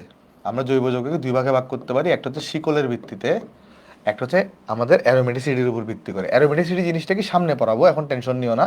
আগে আমরা শিকলের ভিত্তিটা দেখি যে জৈব যৌগকে আমরা শিকলের ভিত্তিতে ভাগ করতে পারি কিভাবে। জৈব যৌগকে আমরা শিকলের ভিত্তিতে দুই ভাগে ভাগ করতে পারি। জৈব যৌগকে, তুমি যদি একটা জৈব যৌগ নাও, সেই জৈব যৌগকে তোমরা শিকলের ভিত্তিতে আমরা দুই ভাগে ভাগ করতে পারি। শিকলের ভিত্তিতে কি কি শিকল হতে পারে? একটা হতে পারে মুক্ত শিকল, একটা হতে পারে বদ্ধ শিকল। সরি, একটা হতে পারে মুক্ত শিকল, মুক্ত শিকল, আর তোমার একটা হতে পারে বদ্ধ শিকল। একটা হতে পারে তোমার বদ্ধ শিকল, বদ্ধ শিকল। ভাই কিছুই তো বুঝতেছি না, একটু বুঝান আমাকে। চলো বুঝাচ্ছি, দেখো টেনশন নিও না, চলো বুঝাচ্ছি। সরি ভাই, এক্সট্রিমলি সরি। তাহলে আমরা বললাম যে আমাদের জৈব যৌগকে আমরা দুই ভাগে ভাগ করতে পারি শিকলের বেসিসে। একটা হচ্ছে মুক্ত শিকল, একটা হচ্ছে বদ্ধ শিকল। আমি তাহলে ওগুলোর কারেসপন্ডিং এক্সাম্পলগুলো এখানে দিয়ে যাই। এখানে চলো আমি একটু করে এক্সাম্পলগুলো এখানে দিই। যেমন মুক্ত শিকল কীরকম হতে পারে? মুক্ত শিকলটা যদি তুমি লক্ষ্য করো একটু করে, মুক্ত শিকল হইতে পারে এই যে ধরো CH3 CH2, তারপরে তোমার এখানে CH2, তারপরে তোমার এখানে CH3। এটা হইতে পারে মুক্ত শিকল, মানে এখানে কোনো মানে একদম ফ্রি অবস্থায় যাচ্ছে জিনিসটা। আর বদ্ধ শিকল কীরকম হইতে পারে? বদ্ধ শিকল, বদ্ধ শিকল হইতে পারে ধরো CH2 CH2, এদিকেও CH2, এদিকেও CH2, ধরো এটা ক্লোজ করে দিলাম, মানে এরকম একটা চক্রাকার বা বলয় আকার। মানে একটা তুমি এরকম একটা বলয় আকার বা সাইক্লিক, আর এটা হচ্ছে এরকম মুক্ত। ঠিক আছে, এটা হচ্ছে এরকম মুক্ত। হ্যাঁ, বুঝতে পারছো কিনা দেখো। মানে তোমার এখানে এটা হচ্ছে মুক্ত শিকল, এটা হচ্ছে বদ্ধ শিকল। বুঝতে পারতেছো মুক্ত আর বদ্ধটা? মুক্ত হচ্ছে তোমার এরকম একদম খোলা চেইন, আর বদ্ধতে সাইক্লিক। যেমন আরো কিছু উদাহরণ দেন বদ্ধ শিকলের। যেমন এরকমও হইতে পারে, এই যে সি, তারপরে তোমার C, double bond single bond, double bond single bond, double bond single bond, সবগুলো সাথে একটা করে এইচ দিয়ে দাও। এটাও কিন্তু বদ্ধ শিকলের উদাহরণ। সাইক্লিক বা চেইন থাকলে সেটা বদ্ধ শিকলের উদাহরণ, সাইক্লিক বা চেইন আকারে থাকলে সেটা বদ্ধ শিকলের উদাহরণ। ঠিক আছে, বুঝতে পারছি। এইটা মুক্ত শিকল আর বদ্ধ শিকল যদি বুঝে থাকো তাহলে আমাকে বাই বাই জানিও। মুক্ত শিকল আর বদ্ধ শিকল যদি বুঝে থাকো তাহলে গুড, সবাই বুঝতেছো। তাহলে এখন আমরা বললাম তাহলে আমরা জৈব যৌগকে শিকলের বেসিসে ভিত্তি করে আমরা দুই ভাগে ভাগ করতে পারি, একটা মুক্ত শিকল, একটা বদ্ধ শিকল। এখন দেখো মুক্ত শিকলটাকে আমরা আবার দুই ভাগে ভাগ করতে পারি কিভাবে? একটা হচ্ছে সম্পৃক্ত যৌগ, একটা হচ্ছে সম্পৃক্ত যৌগ, একটা হচ্ছে সম্পৃক্ত যৌগ, আর একটা হচ্ছে অসম্পৃক্ত যৌগ। একটা হচ্ছে সম্পৃক্ত যৌগ আছে, দেখো সম্পৃক্ত যৌগ, ঠিক আছে, একটা সম্পৃক্ত যৌগ আর একটা হচ্ছে অসম্পৃক্ত যৌগ। ভাই এরা কিভাবে ভাগ করছেন উদাহরণ দিয়ে বুঝান, একটু বুঝাচ্ছি, দাঁড়াও ধৈর্য ধরো। অসম্পৃক্ত যৌগ, দুটোটার উদাহরণ দিচ্ছি তাহলে তুমি বুঝতে পারবা। দেখো তাহলে আমি বললাম এখানে আমরা মুক্ত শিকলকে আবার দুই ভাগে ভাগ করতে পারি ফার্দার, সম্পৃক্ত যৌগ আর অসম্পৃক্ত যৌগ মুক্ত শিকলটাকে, ঠিক আছে। চলো আমি উদাহরণ দেখাই আসো, সম্পৃক্ত যৌগ কোনটা অসম্পৃক্ত যৌগ কোনটা, চলো দেখাই আসো। খেয়াল করো মুক্ত শিকল এটা আছে না, এখানে কি সবগুলো সিঙ্গেল বন্ড না, তাহলে এটাকে আমরা কি বলতে পারি? এটা হচ্ছে আমাদের একটা সম্পৃক্ত যৌগ, যেহেতু প্রথম দেওয়া এক্সাম্পলটা সবগুলো সিঙ্গেল বন্ড, তাহলে আমরা কি বলতে পারি এটাকে? বলো তো একটু করে। এটা হচ্ছে আমাদের একটা সম্পৃক্ত যৌগ, এটাকে আমরা কি বলতে পারি? এটা হচ্ছে আমাদের একটা সম্পৃক্ত যৌগ, কারণ এখানে সবগুলো সিঙ্গেল বন্ড, তাহলে এটা হচ্ছে সম্পৃক্ত যৌগ। এখানে তো এমনও হইতে পারতো, কীরকম, ধরো CH3 CH double bond CH3 এরকম হইতে পারতো না? তাহলে এখানে যখনই ডাবল বন্ড চলে আসছে, দ্বিবন্ধন চলে আসছে, তখন সেটাকে আমরা অসম্পৃক্ত বলতে পারি না, তখন সেটাকে আমরা কি বলতে পারি? অসম্পৃক্ত। তাহলে এটাকে আমরা বলতে পারি অসম্পৃক্ত যৌগ, অসম্পৃক্ত যৌগ। তাহলে মুক্ত শিকলে যৌগগুলো সম্পৃক্ত হইতে পারে, অসম্পৃক্ত হইতে পারে। ক্লিয়ার? দেখো ক্লিয়ার কি না? হ্যাঁ আশা করি ক্লিয়ার। তাহলে এটাই আমরা লিখলাম যে মুক্ত শিকল আমরা যৌগগুলোকে দুই ভাগে ভাগ করতে পারি। আচ্ছা এবার হচ্ছে বদ্ধ শিকল। বদ্ধ শিকলকে আমরা দুই ভাগে ভাগ করতে পারি, কি কি? একটাকে আমরা বলতে পারি কার্বোসাইক্লিক, একটাকে আমরা বলতে পারি হেটারোসাইক্লিক। বদ্ধ শিকলটাকে আমরা বলতে পারি দুই ভাগে ভাগ করতে পারি, একটা হচ্ছে কার্বোসাইক্লিক, কার্বোসাইক্লিক, আরেকটা হচ্ছে হেটারোসাইক্লিক। কার্বোসাইক্লিক আরেকটা কি বলতো, আরেকটা হচ্ছে হেটারোসাইক্লিক। একটা হচ্ছে কার্বোসাইক্লিক আর একটা হচ্ছে হেটারোসাইক্লিক। ভাই কিছুই বুঝি নাই, বুঝাচ্ছি, টেনশন নিও না। আচ্ছা আমি আরেকটু করে কাজ করি, আমরা কার্বোসাইক্লিকটাকে আরও কিছু নাম দেওয়া হয়, চলো আমি নামগুলো লিখে দিই একসাথে। এখানে কার্বোসাইক্লিক বলা হয় এটাকে, কার্বোসাইক্লিক,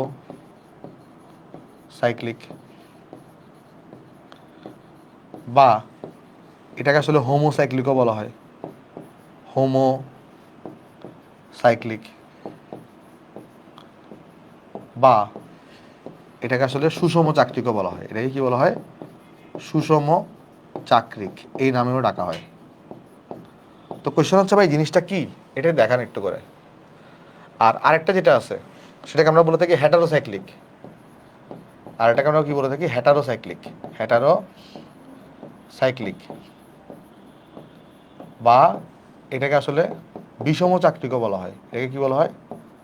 বিষম চাকরিকও এটাকে বলা হবে, বিষম চাকরিক।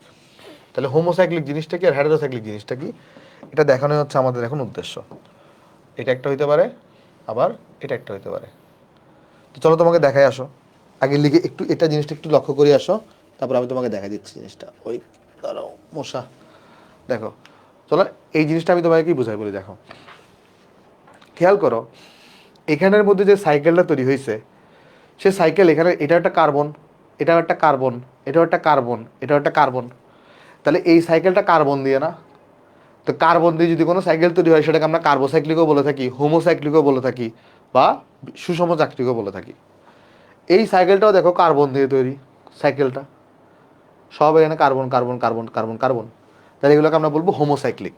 তাহলে আমরা এইগুলোকে আমরা হোমোসাইক্লিক বা কার্বোসাইক্লিক সব বলে থাকি। তাহলে এগুলোকে আমরা কার্বোসাইক্লিক বলতে পারি, কার্বোসাইক্লিক, কারণ এই সাইকেলটা পুরোটা বা চক্রটা পুরোটা কার্বন দিয়ে তৈরি, এই চক্রের মধ্যে কার্বন ছাড়া অন্য কিছু নাই। বা এটাকে হোমোসাইক্লিকও বলতে পারি, বা এটাকে সুষম চাকরিকও বলতে পারি। সেমভাবে এটাকেও আমরা কি বলতে পারি? কার্বোসাইক্লিক, কারণ এখানে সাইকেলটা পুরোটাই কার্বন দিয়ে তৈরি, কার্বোসাইক্লিক। বাট এমন যদি হয় যে ধরো তুমি এখানে এরকম করে নিছো CH2, বা তোর এইভাবে নিছো, ধরো CH ডাবল বন্ড CH, ধরো ডাবল বন্ড CH, এখানে একটা অক্সিজেন নিছো, বা এখানে ধরো তুমি সালফার নিছো, অক্সিজেন না নিয়ে এখানে ধরো তুমি সালফার নিছো, অক্সিজেন নিলেও কোনো সমস্যা নেই। তাহলে দেখো তো এখানে যে সাইকেলটা তৈরি হয়েছে, এই সাইকেলের মধ্যে কার্বন ব্যতিরকে অন্য একটা এলিমেন্ট ঢুকে গেছে না, সালফার ঢুকে গেছে না, কার্বন ব্যতিরকে, কার্বন ব্যতিরকে কি এখানে অন্য সাইকেল ঢুকে গেছে না, কার্বন ব্যতিরকে দেখো এখানে, কার্বন ব্যতিরকে এখানে অন্য সাইকেল ঢুকে গেছে না, মানে অন্য একটা এলিমেন্ট ঢুকে গেছে না, সাইকেলটা কিন্তু পুরো এখন কার্বন দিয়ে নাই, কার্বন ছাড়াও অন্য এলিমেন্ট সাইকেলের মধ্যে ঢুকে গেছে। তাহলে এই ধরনের যৌগগুলোকে আমরা বলে থাকি হেটারোসাইক্লিক, সেটার বিশুদ্ধ নাই তাই এটাকে বিষম চাকতিক বলা হয়, এগুলোকে আমরা কি বলে থাকি হেটারোসাইক্লিক, হেটারোসাইক্লিক। প্রত্যেকটা ডেফিনেশন তোমাকে আমি দেখাবো, ডেফিনেশন উদাহরণ সহ সব দেখাবো, জাস্ট একটা আগে মেইন আইডিয়া দিচ্ছি, মেইন আইডিয়া দিচ্ছি আগে তোমাকে, কেমন? তাহলে হেটারোসাইক্লিক কাকে বলবো? যে যদি আমার কার্বনে, যদি সাইকেলটা যদি কার্বন ভিতরে অন্য কেউ থাকে সেটাকে আমরা হেটারোসাইক্লিক বলবো, ঠিক আছে? এটাকে আমরা এটার নাম হচ্ছে ফিউরান, না এটার নাম হচ্ছে থায়োফিন, থায়োফিন, ফিউরান হচ্ছে অক্সিজেন থাকলে, এটার নাম হচ্ছে থায়োফিন। হ্যাঁ, গুড গুড গুড গুড। তাহলে বোঝা গেছে কার্বোসাইক্লিক আর হেটারোসাইক্লিকের ব্যাপারটা। কার্বোসাইক্লিক হচ্ছে সাইকেলটা কার্বন দ্বারা তৈরি হবে, আর হেটারোসাইক্লিক মানে হচ্ছে সাইকেলে কার্বন ব্যতিরেকেও নাইট্রোজেন থাকতে পারে, সালফার থাকতে পারে, অক্সিজেন থাকতে পারে। আশা করি জিনিসটা এখানে বুঝতে পারছি, বুঝতে পারছি? এটাকে বলা হয় হোমোসাইক্লিকও বলা হয়, বা সুষম চাকরিকও বলা হয়, এটাকে বিষম চাকরিকও বলা হয়। আশা করি জিনিসটা এখানে ক্লিয়ার, কার্বোসাইক্লিকের ব্যাপারটা, ঠিক আছে? আচ্ছা, এটা এটা এটা এক ধরনের আমার শ্রেণী বিভাগ, এটা হচ্ছে আমার এক ধরনের শ্রেণী বিভাগ। আরেকটা শ্রেণী বিভাগ করা যায়, সেটা হচ্ছে অ্যারোমেটিসিটির উপর ভিত্তি করে, সেটা চলো দেখাই আসো তোমাকে। শ্রেণী বিভাগকে আরেকভাবেও করা যায়, সেটা হচ্ছে কিসের ভিত্তিতে? অ্যারোমেটিসিটির ভিত্তিতে। কিসের ভিত্তিতে বলো তো? আমরা বলবো অ্যারোমেটিসিটির ভিত্তিতে। অ্যারোমেটিসিটির শ্রেণী বিভাগকে দুই ভাগে করা যায়, একটা হচ্ছে শিকলের ভিত্তিতে, আরেকটা হচ্ছে অ্যারোমেটিসিটির ভিত্তিতে। অ্যারোমেটিসিটির ভিত্তিতে। অ্যারোমেটিসিটি জিনিসটা কি জানো? আমি তোমরা বুঝাচ্ছি অ্যারোমেটিসিটি জিনিসটা কি। অ্যারোমেটিসিটি জিনিসটাকে আমি তোমার বুঝাচ্ছি। দেখবা কিছু যৌগ আছে, সামনে আমরা পড়বো, যেগুলো হচ্ছে অ্যারোমেটিক যৌগ। কিছু যৌগ আছে যারা কি অ্যারোমেটিক যৌগ। তো সেই অ্যারোমেটিক যৌগগুলা কিছু বিশেষ ধর্ম প্রদর্শন করে। সেই অ্যারোমেটিক যৌগগুলো কি করে? কিছু বিশেষ ধর্ম প্রদর্শন করে, যাদেরকে আমরা বলি অ্যারোমেটিসিটি। আরেকবার বোঝাই বলি অ্যারোমেটিসিটি জিনিসটা কি। যারা অ্যারোমেটিক যৌগ, যারা অ্যারোমেটিক যৌগ, তারা কিছু বিশেষ ধর্ম প্রদর্শন করে, যেগুলোকে আমরা বলি অ্যারোমেটিসিটি। তো যারা অ্যারোমেটিসিটি দেখাবে তারা অ্যারোমেটিক হবে, আর যারা অ্যারোমেটিসিটি দেখাবে না তারা অ্যারোমেটিক হবে না। বুঝতে পারছো কিনা দেখো, বুঝতে পারছো জিনিসটা?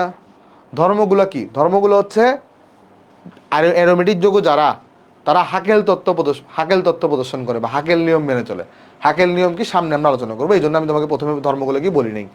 তারপরে দেখবা তুমি এখানে এদের মধ্যে তোমার কি থাকবে, এই যে বিষম, এদের মধ্যে মাস্ট একটা হলেও ডাবল বন্ড থাকতে হবে, মাস্ট একটা হলেও ডাবল বন্ড থাকতে হবে। আরও কিছু নিয়ম কারণ আছে, এগুলো এখন আলোচনা না করি, এটা আমরা সামনে আলোচনা করব। বুঝতে পারছো? এরা সিগমা কমপ্লেক্স গঠন করে, অনেক কিছু ধর্ম আছে। জাস্ট এতটুকু জেনে রাখো, হ্যাঁ এতটুকু জেনে রাখো যে অ্যারোমেটিসিটি জিনিসটা কি, এটা জেনে রাখো। অ্যারোমেটিসিটি জিনিসটা হচ্ছে অ্যারোমেটিক যৌগগুলা কিছু বিশেষ ধর্ম প্রদর্শন করে, যাদের কারণে বলি অ্যারোমেটিসিটি।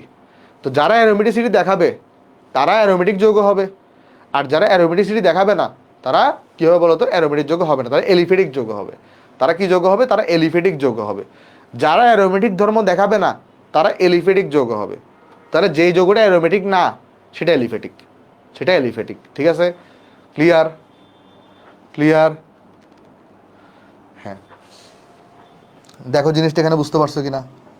অ্যারোমেটিসিটিতে হাকেল নীতি ইউজ করবো, হ্যাঁ তখন আমরা দেখাবো, হ্যাঁ হাকেল নীতি আমরা দেখাবো, এখনো সময় আসে নাই, জাস্ট আমরা আলোচনা করতেছি।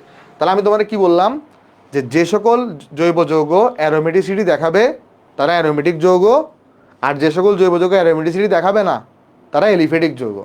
তাহলে আমরা অ্যারোমেটিসিটির উপর বেসিস করে জৈব যৌগকে আমরা দুই ভাগে ভাগ করতে পারি।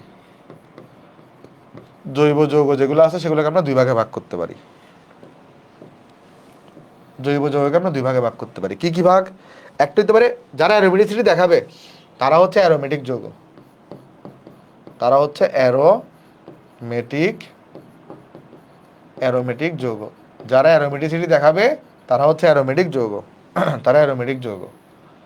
আর যারা অ্যারোমেটিসিটি দেখাবে না তারা হচ্ছে এলিফেটিক যৌগ, তারা হচ্ছে ফেটিক এলিফেটিক যৌগ। তাহলে আমাকে বলো তো কোনো একটা যৌগ যদি অ্যারোমেটিক না হয় সে কি হবে? সে এলিফেটিক হবে। কোনো একটা যৌগ যদি অ্যারোমেটিক না হয় তাহলে সে অবশ্যই এলিফেটিক হবে। বুঝতে পারছো? সে অবশ্যই এলিফেটিক হবে। ক্লিয়ার? দেখো জিনিসটা এখানে বুঝতে পারছো কিনা, দেখো জিনিসটা এখানে বুঝতে পারছো কিনা। আশা করি জিনিসটা আমরা সবাই এখানে বুঝতে পারছি। আচ্ছা, তাহলে চলো আমরা নেক্সটে যাই। এলিফেটিক যে যৌগগুলো আছে না, এদেরকে আমরা দুই ভাগে ভাগ করতে পারি, একটা মুক্ত একটা বদ্ধ। দেখো এলিফেটিক যে যৌগগুলো আছে, এলিফেটিক, এগুলোকে আমরা দুই ভাগে ভাগ করতে পারি। ওই যে মুক্ত শিকল যৌগ, মুক্ত শিকলযুক্ত যৌগ, আরেকটা হচ্ছে বদ্ধ শিকলযুক্ত যৌগ। মুক্ত শিকলযুক্ত যৌগ, আরেকটা হচ্ছে কি বলতো এখানে, ওই যে বদ্ধ শিকলযুক্ত যৌগ, বদ্ধ শিকল। এলিফেটিক যৌগগুলোকে আমরা দুই ভাগে ভাগ করতে পারি, এরা মুক্ত শিকল হইতে পারে, বদ্ধ শিকল হইতে পারে। বাট অ্যারোমেটিক কখনো মুক্ত শিকল হয় না, অ্যারোমেটিক কখনো মুক্ত শিকল হয় না, অ্যারোমেটিক সর্বদা বদ্ধ শিকল হবে, অ্যারোমেটিক যৌগগুলো সর্বদা বদ্ধ শিকল হবে। আর বদ্ধ শিকল অ্যারোমেটিকের দুই ধরনের হইতে পারে, কার্বোসাইক্লিক অথবা হেটারোসাইক্লিক। তাহলে হইতে পারে কার্বোসাইক্লিক, তখন এগুলোকে আমরা ওই যে হোমোসাইক্লিকও বলতে পারি, এগুলো বলতে পারি। কার্বোসাইক্লিক হইতে পারে, বা এটার অপর নাম হচ্ছে হোমোসাইক্লিক, হোমোসাইক্লিক, ঠিক আছে। তারপর এটা আরেকটা নাম হইতে পারে তোমার হচ্ছে সুষম চাক্রিক, সুষম চাক্রিক। আমি প্রত্যেকটা উদাহরণ দেখাবো, টেনশন নিও না। ওকে, সুষম চাক্রিক।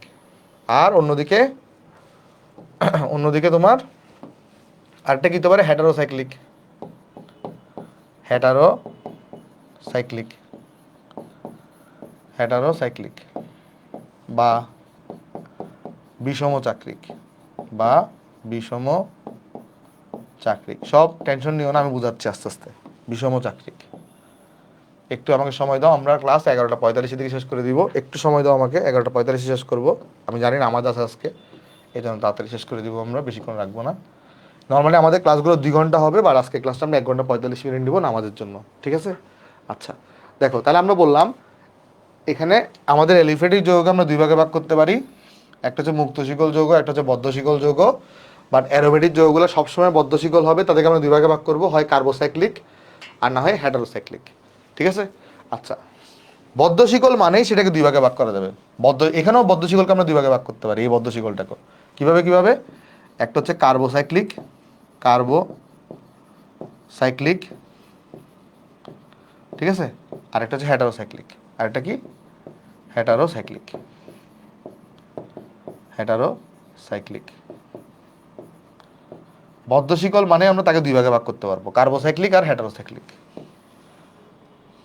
সব আলোচনা করতে একটু ধৈর্য ধরো তুমি, আমি আর বুঝাই দিচ্ছি তোমাকে। এখন তুমি প্রশ্ন করতে পারো যে ভাই তাহলে এই কার্বোসাইক্লিক আর এই কার্বোসাইক্লিক কি সেম কিনা? না, সেম না। এই দুই কার্বোসাইক্লিক সেম না। এই কার্বোসাইক্লিক আর ওই কার্বোসাইক্লিক সেম না। এই কার্বোসাইক্লিক যেটা, এটা হচ্ছে অ্যারোমেটিকের কার্বোসাইক্লিক, আর এই কার্বোসাইক্লিক যেটা, সেটা হচ্ছে অ্যালিফেটিকের কার্বোসাইক্লিক। চলো আমি উদাহরণ দিচ্ছি, উদাহরণের মাধ্যমে ক্লিয়ার করতেছি। উদাহরণের মাধ্যমে খেয়াল করো, এটার উদাহরণ কিরকম হবে জানো? ধরো CH2 দিছো, এখানে একটা CH2 দিছো, এই জায়গায় একটা CH2 দিছো, এটা এভাবে দিছো। তাহলে এটা কি? এই যে দেখো, এটা দিছো। তাহলে এটা একটা সাইক্লিক যৌগ না, এবং এটা কার্বন দিয়ে তৈরি না। তাহলে এটা হচ্ছে এলিফেটিকের কার্বোসাইক্লিক। এটা কিন্তু অ্যারোমেটিসিটি মেনে চলতেছে না। বাট এটার কার্বোসাইক্লিক উদাহরণ কিরকম হবে জানো?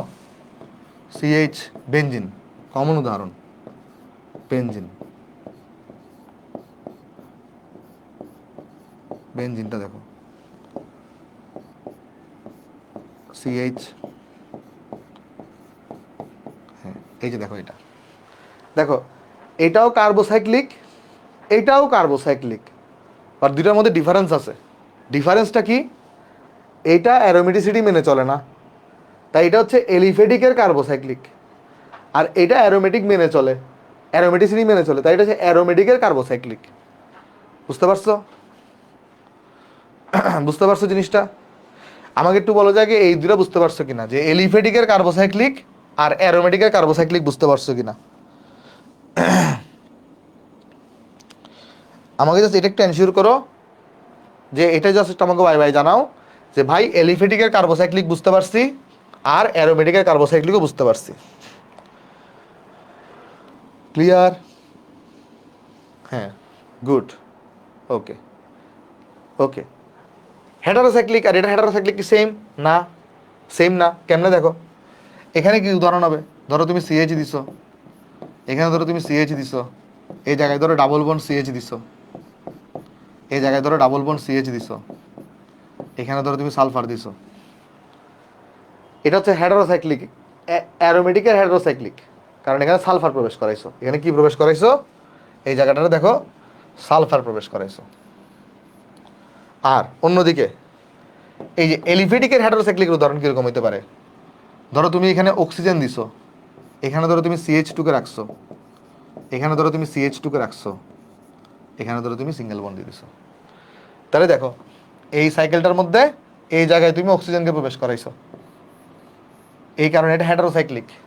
বাট এটা হচ্ছে এলিফ্যাটিকের হেটারোসাইক্লিক।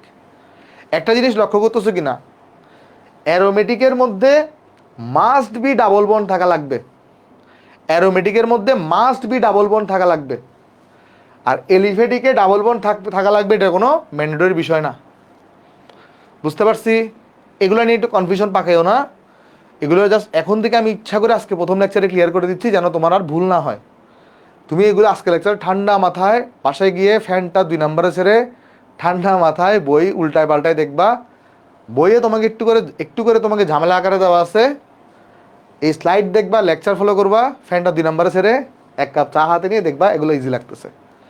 সিম্পল হিসাব এখানে দেখো, এখানে অ্যারোমেটিকে মাস্ট বি ডাবল বন্ড থাকতে হবে, আর এখানে ডাবল বন্ড থাকাটা ম্যান্ডেটরি না।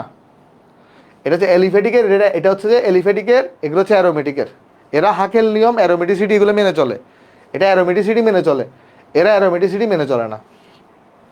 ক্লিয়ার কিনা দেখো, আশা করি ক্লিয়ার, আশা করি ক্লিয়ার। ত্রিবন্ধন নর্মালি থাকে না, ত্রিবন্ধন নর্মালি থাকে না। আশা করি জিনিসটা এখানে ক্লিয়ার। ওকে, হাকেল নিয়ম কি সামনেই পড়বো আমরা, এখন টেনশন নেওয়ার দরকার নাই। অ্যারোমেটিসিটির একটা জিনিস হচ্ছে হাকেল নিয়ম, এখন টেনশন নেওয়ার দরকার নাই। এতটুকু মনে রাখতে পারো, সকলে অ্যারোমেটিক যৌগ হাকেল নিয়ম মেনে চলে, জাস্ট এতটুকু জেনে রাখতে পারো, সামনেই পড়াবো। অ্যারোমেটিসিটি জিনিসটা কি, অ্যারোমেটিক যৌগগুলা কিছু বিশেষ ধর্ম প্রদর্শন করে, সেগুলোকে অ্যারোমেটিসিটি বলে। তো যে সকল যৌগ অ্যারোমেটিসিটি প্রদর্শন করবে তাদেরকে আমরা অ্যারোমেটিক যৌগ বলবো, আর যে সকল যৌগ অ্যারোমেটিসিটি প্রদর্শন করে না তাদেরকে আমরা এলিফ্যাটিক যৌগ বলবো। এলিফ্যাটিক যৌগকে আমরা 2 ভাগে ভাগ করতে পারি, বদ্ধ শিকল আর মুক্ত শিকল। এইগুলো সবসময় বদ্ধ শিকল হবে। বদ্ধ শিকল যে কোনো শিকলই হয় কার্বোসাইক্লিক হয় নাহলে হেটারোসাইক্লিক হয়। এখানে যে কোনো শিকলই হয় কার্বোসাইক্লিক নাহলে হেটারোসাইক্লিক হয়। ক্লিয়ার কিনা দেখো, ক্লিয়ার কিনা দেখো। ওকে, আশা করি ক্লিয়ার জিনিসটা। আর মুক্ত শিকল, মুক্ত শিকল অলওয়েজ 2 ধরনের হইতে পারে, সম্পৃক্ত আর একটা অসম্পৃক্ত। কি হইতে পারে বলো তো? মুক্ত শিকলটা হয় সম্পৃক্ত হবে, হয় সম্পৃক্ত হবে, নাহলে অসম্পৃক্ত হবে, নাহলে অসম্পৃক্ত হবে, সম্পৃক্ত হবে নাহলে অসম্পৃক্ত হবে। ঠিক আছে, দেখো সম্পৃক্ত হবে নাহলে অসম্পৃক্ত হবে,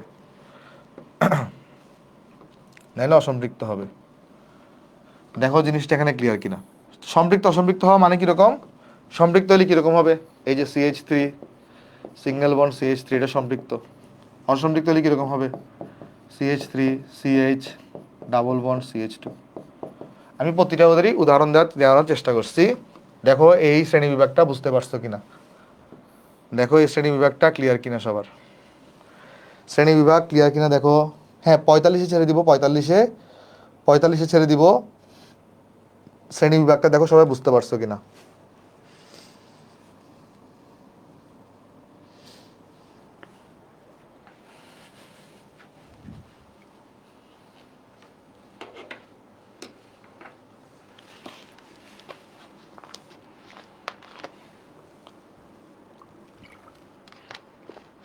তাহলে কি এলিফ্যাটিক না? এলিফ্যাটিক তো কখনোই অ্যারোমেটিক হবে না। এলিফ্যাটিক এক জিনিস, অ্যারোমেটিক আরেক জিনিস। দেখো দুইটা দুই প্রান্তের জিনিস, একটা এলিফ্যাটিক, একটা অ্যারোমেটিক। অ্যারোমেটিক কারা? যারা অ্যারোমেটিসিটি মেনে চলে। যারা কি মেনে চলবে? অ্যারোমেটিসিটি মেনে চলবে। যারা অ্যারোমেটিসিটিকে মেনে চলবে, এরা হচ্ছে অ্যারোমেটিক। আর যারা অ্যারোমেটিসিটিকে মেনে চলবে না, আর যারা অ্যারোমেটিসিটি মেনে চলবে না, তারা হচ্ছে কি বলতো এলিফেটিক। দুইটাতে কখনোই সেম হবে না, এলিফেটিক অ্যারোমেটিক কখনোই সেম হবে না। এলিফেটিক একটা, অ্যারোমেটিক একটা।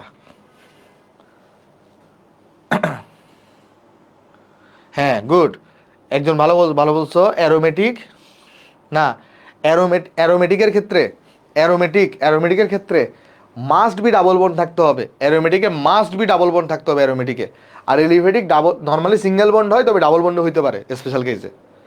দেখো aromatic must be double bond থাকতে হবে, অ্যারোমেটিকে কি থাকতে হবে, মাস্ট বি ডাবল বন্ড থাকতে হবে। অ্যারোমেটিকে মাস্ট বি ডাবল বন্ড থাকতে হবে। এলিফেটিকের মধ্যে double bond, normally single bond হয়, তবে ক্ষেত্র বিশেষে ডাবল বন্ড হইতে পারে। আর কারো কোনো কনফিউশন আছে? আর কারো কোনো কনফিউশন আছে? দেখো আমি বলি, অ্যারোমেটিকে মাস্ট বি ডাবল বন্ড থাকতে হবে, মাস্ট থাকতে হবে। আর এলিফেটিকে সিঙ্গেল বন্ড হয় নর্মালি, ক্ষেত্র বিশেষে ডাবল বন্ড হইতে পারে। আশা করি সবার জিনিসটা এখানে ক্লিয়ার।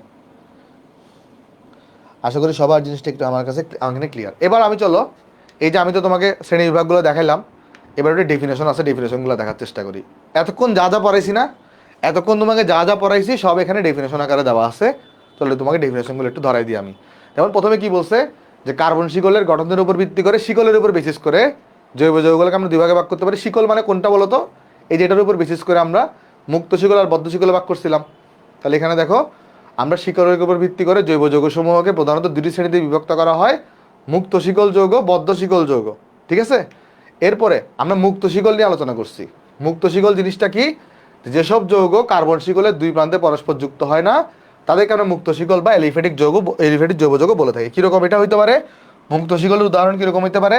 যদি আমরা এক্সাম্পল দেওয়ার চেষ্টা করি, এক্সাম্পল, মুক্ত শিকলের একটা এক্সাম্পল হতে পারে এরকম, দেখো এই যে CH3, CH2, CH2, ধরো CH3, এরকম হইতে পারে। বা সেকেন্ড এক্সাম্পল হতে পারে এরকম, তোমার CH3, CH, double bond, CH, CH3। বা আরেকটা এক্সাম্পল হতে পারে এরকম মুক্ত শিকলের মধ্যে, যে CH3, C, triple bond, C, CH3। এরা সবগুলো মুক্ত শিকল। দেখো এক প্রান্ত আর এক প্রান্তে কার্বনের সাথে যুক্ত নাই। দেখো বলছে কি, দুই প্রান্ত পরস্পর যুক্ত হয় না। কি বলছে, মুক্ত শিকলে কি হয়? দুই প্রান্ত পরস্পর যুক্ত হয় না। দেখো এই প্রান্তটা, এই প্রান্ত এই প্রান্তের সাথে যুক্ত হয় নাই। দেখো দুইটা ওপেন আকারে আছে। দেখো দুইটা প্রান্ত ওপেন আকারে আছে, তাহলে এটাকে আমরা বলি মুক্ত শিকল। বুঝতে পারছো? এটাকে আমরা বলি মুক্ত শিকল। ভাই মনে রাখতে হবে এগুলা, সংজ্ঞাগুলো না মনে রাখতে হবে না, জাস্ট তোমাকে আমি মানে বইয়ে দেওয়া আছে জন্য দিলাম। সংজ্ঞাগুলো মনে রাখতে হবে না, সংজ্ঞাগুলো মনে রাখতে হবে না। হ্যাঁ এটা ইথিলিন অক্সাইড, ঠিক আছে, ওকে গুড, একজন কমেন্ট করছো, ওকে। চলো নেক্সটে যাই। নেক্সট আছে এলিফেটিক জৈব যৌগের উদাহরণ, যে সম্পৃক্ত যৌগ আর অসম্পৃক্ত যৌগ। এই যে আমি তো উদাহরণই মাত্র দিয়েই দিছি, যে সম্পৃক্ত যৌগের উদাহরণ কীরকম হবে, যে CH3, CH2, CH2, CH3। আর অসম্পৃক্ত যৌগের উদাহরণ কীরকম হবে? একটা হইতে পারে ডাবল বন্ড হইতে পারে, ট্রিপল বন্ড হইতে পারে, তাই না? তাহলে ডাবল বন্ড হইতে পারে, তারপর তোমার এখানে ট্রিপল বন্ড হইতে পারে।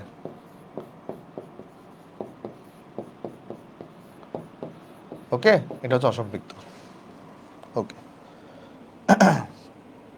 তারপর যদি যাই, এরপরে সম্পৃক্ত যৌগ, ওই যে যারা একক বন্ধন দ্বারা গঠিত হয় তাদেরকে সম্পৃক্ত যৌগ বলে। সম্পৃক্ত যৌগ কারা? যারা কার্বন পরমাণুর সময় যদি কি হয়, একক বন্ধন দ্বারা গঠিত হয়, যুক্ত থাকে তাদের। এই যেমন উদাহরণ আমি দিছিলাম তোমার এখানে, এই যে CH3, সবগুলো এটা যদি ভেঙে ভেঙে যদি লিখতে চাই, কার্বনের সাথে দেখো তিনটা হাইড্রোজেন,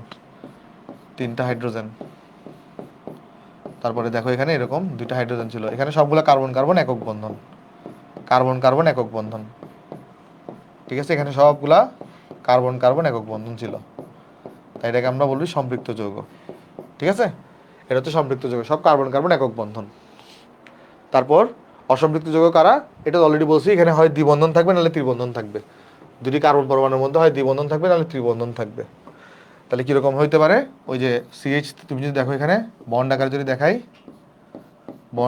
দেখাই, তোমাকে, তাহলে হবে এরকম, এখানে কার্বন কার্বন দ্বিবন্ধন থাকবে, এটাও হইতে পারে, আবার ত্রিবন্ধনও কিন্তু হইতে পারে। ঠিক আছে, এটা একটা উদাহরণ নিতে পারে আমাদের। আর সেকেন্ড উদাহরণ নিতে পারে এরকম, ধরো কার্বন ত্রিবন্ধন দিয়ে দিলা, এটাও কিন্তু হইতে পারে। ঠিক আছে, ওকে। বদ্ধ শিকল যৌগ, বদ্ধ শিকলের মধ্যে আবার দুই ভাগে ভাগ করতে পারি আমরা। এখানে তোমার এখানে এই যে যেটা উদাহরণ বললামই, যদি এরকম মানে তোমার কার্বন প্রান্তগুলো নিজেদের মধ্যে সরাসরি যুক্ত হয়, অথবা দেখো দুইভাবে বদ্ধ শিকলটা দুইভাবে হইতে পারে। কিভাবে কিভাবে? দুই প্রান্তের কার্বন শিকল নিজেদের মধ্যে সরাসরি যুক্ত হয়ে, অথবা এই যে নাইট্রোজেন, অক্সিজেন, সালফার ইত্যাদির মাধ্যমে যুক্ত হয়ে। এর মানে কি?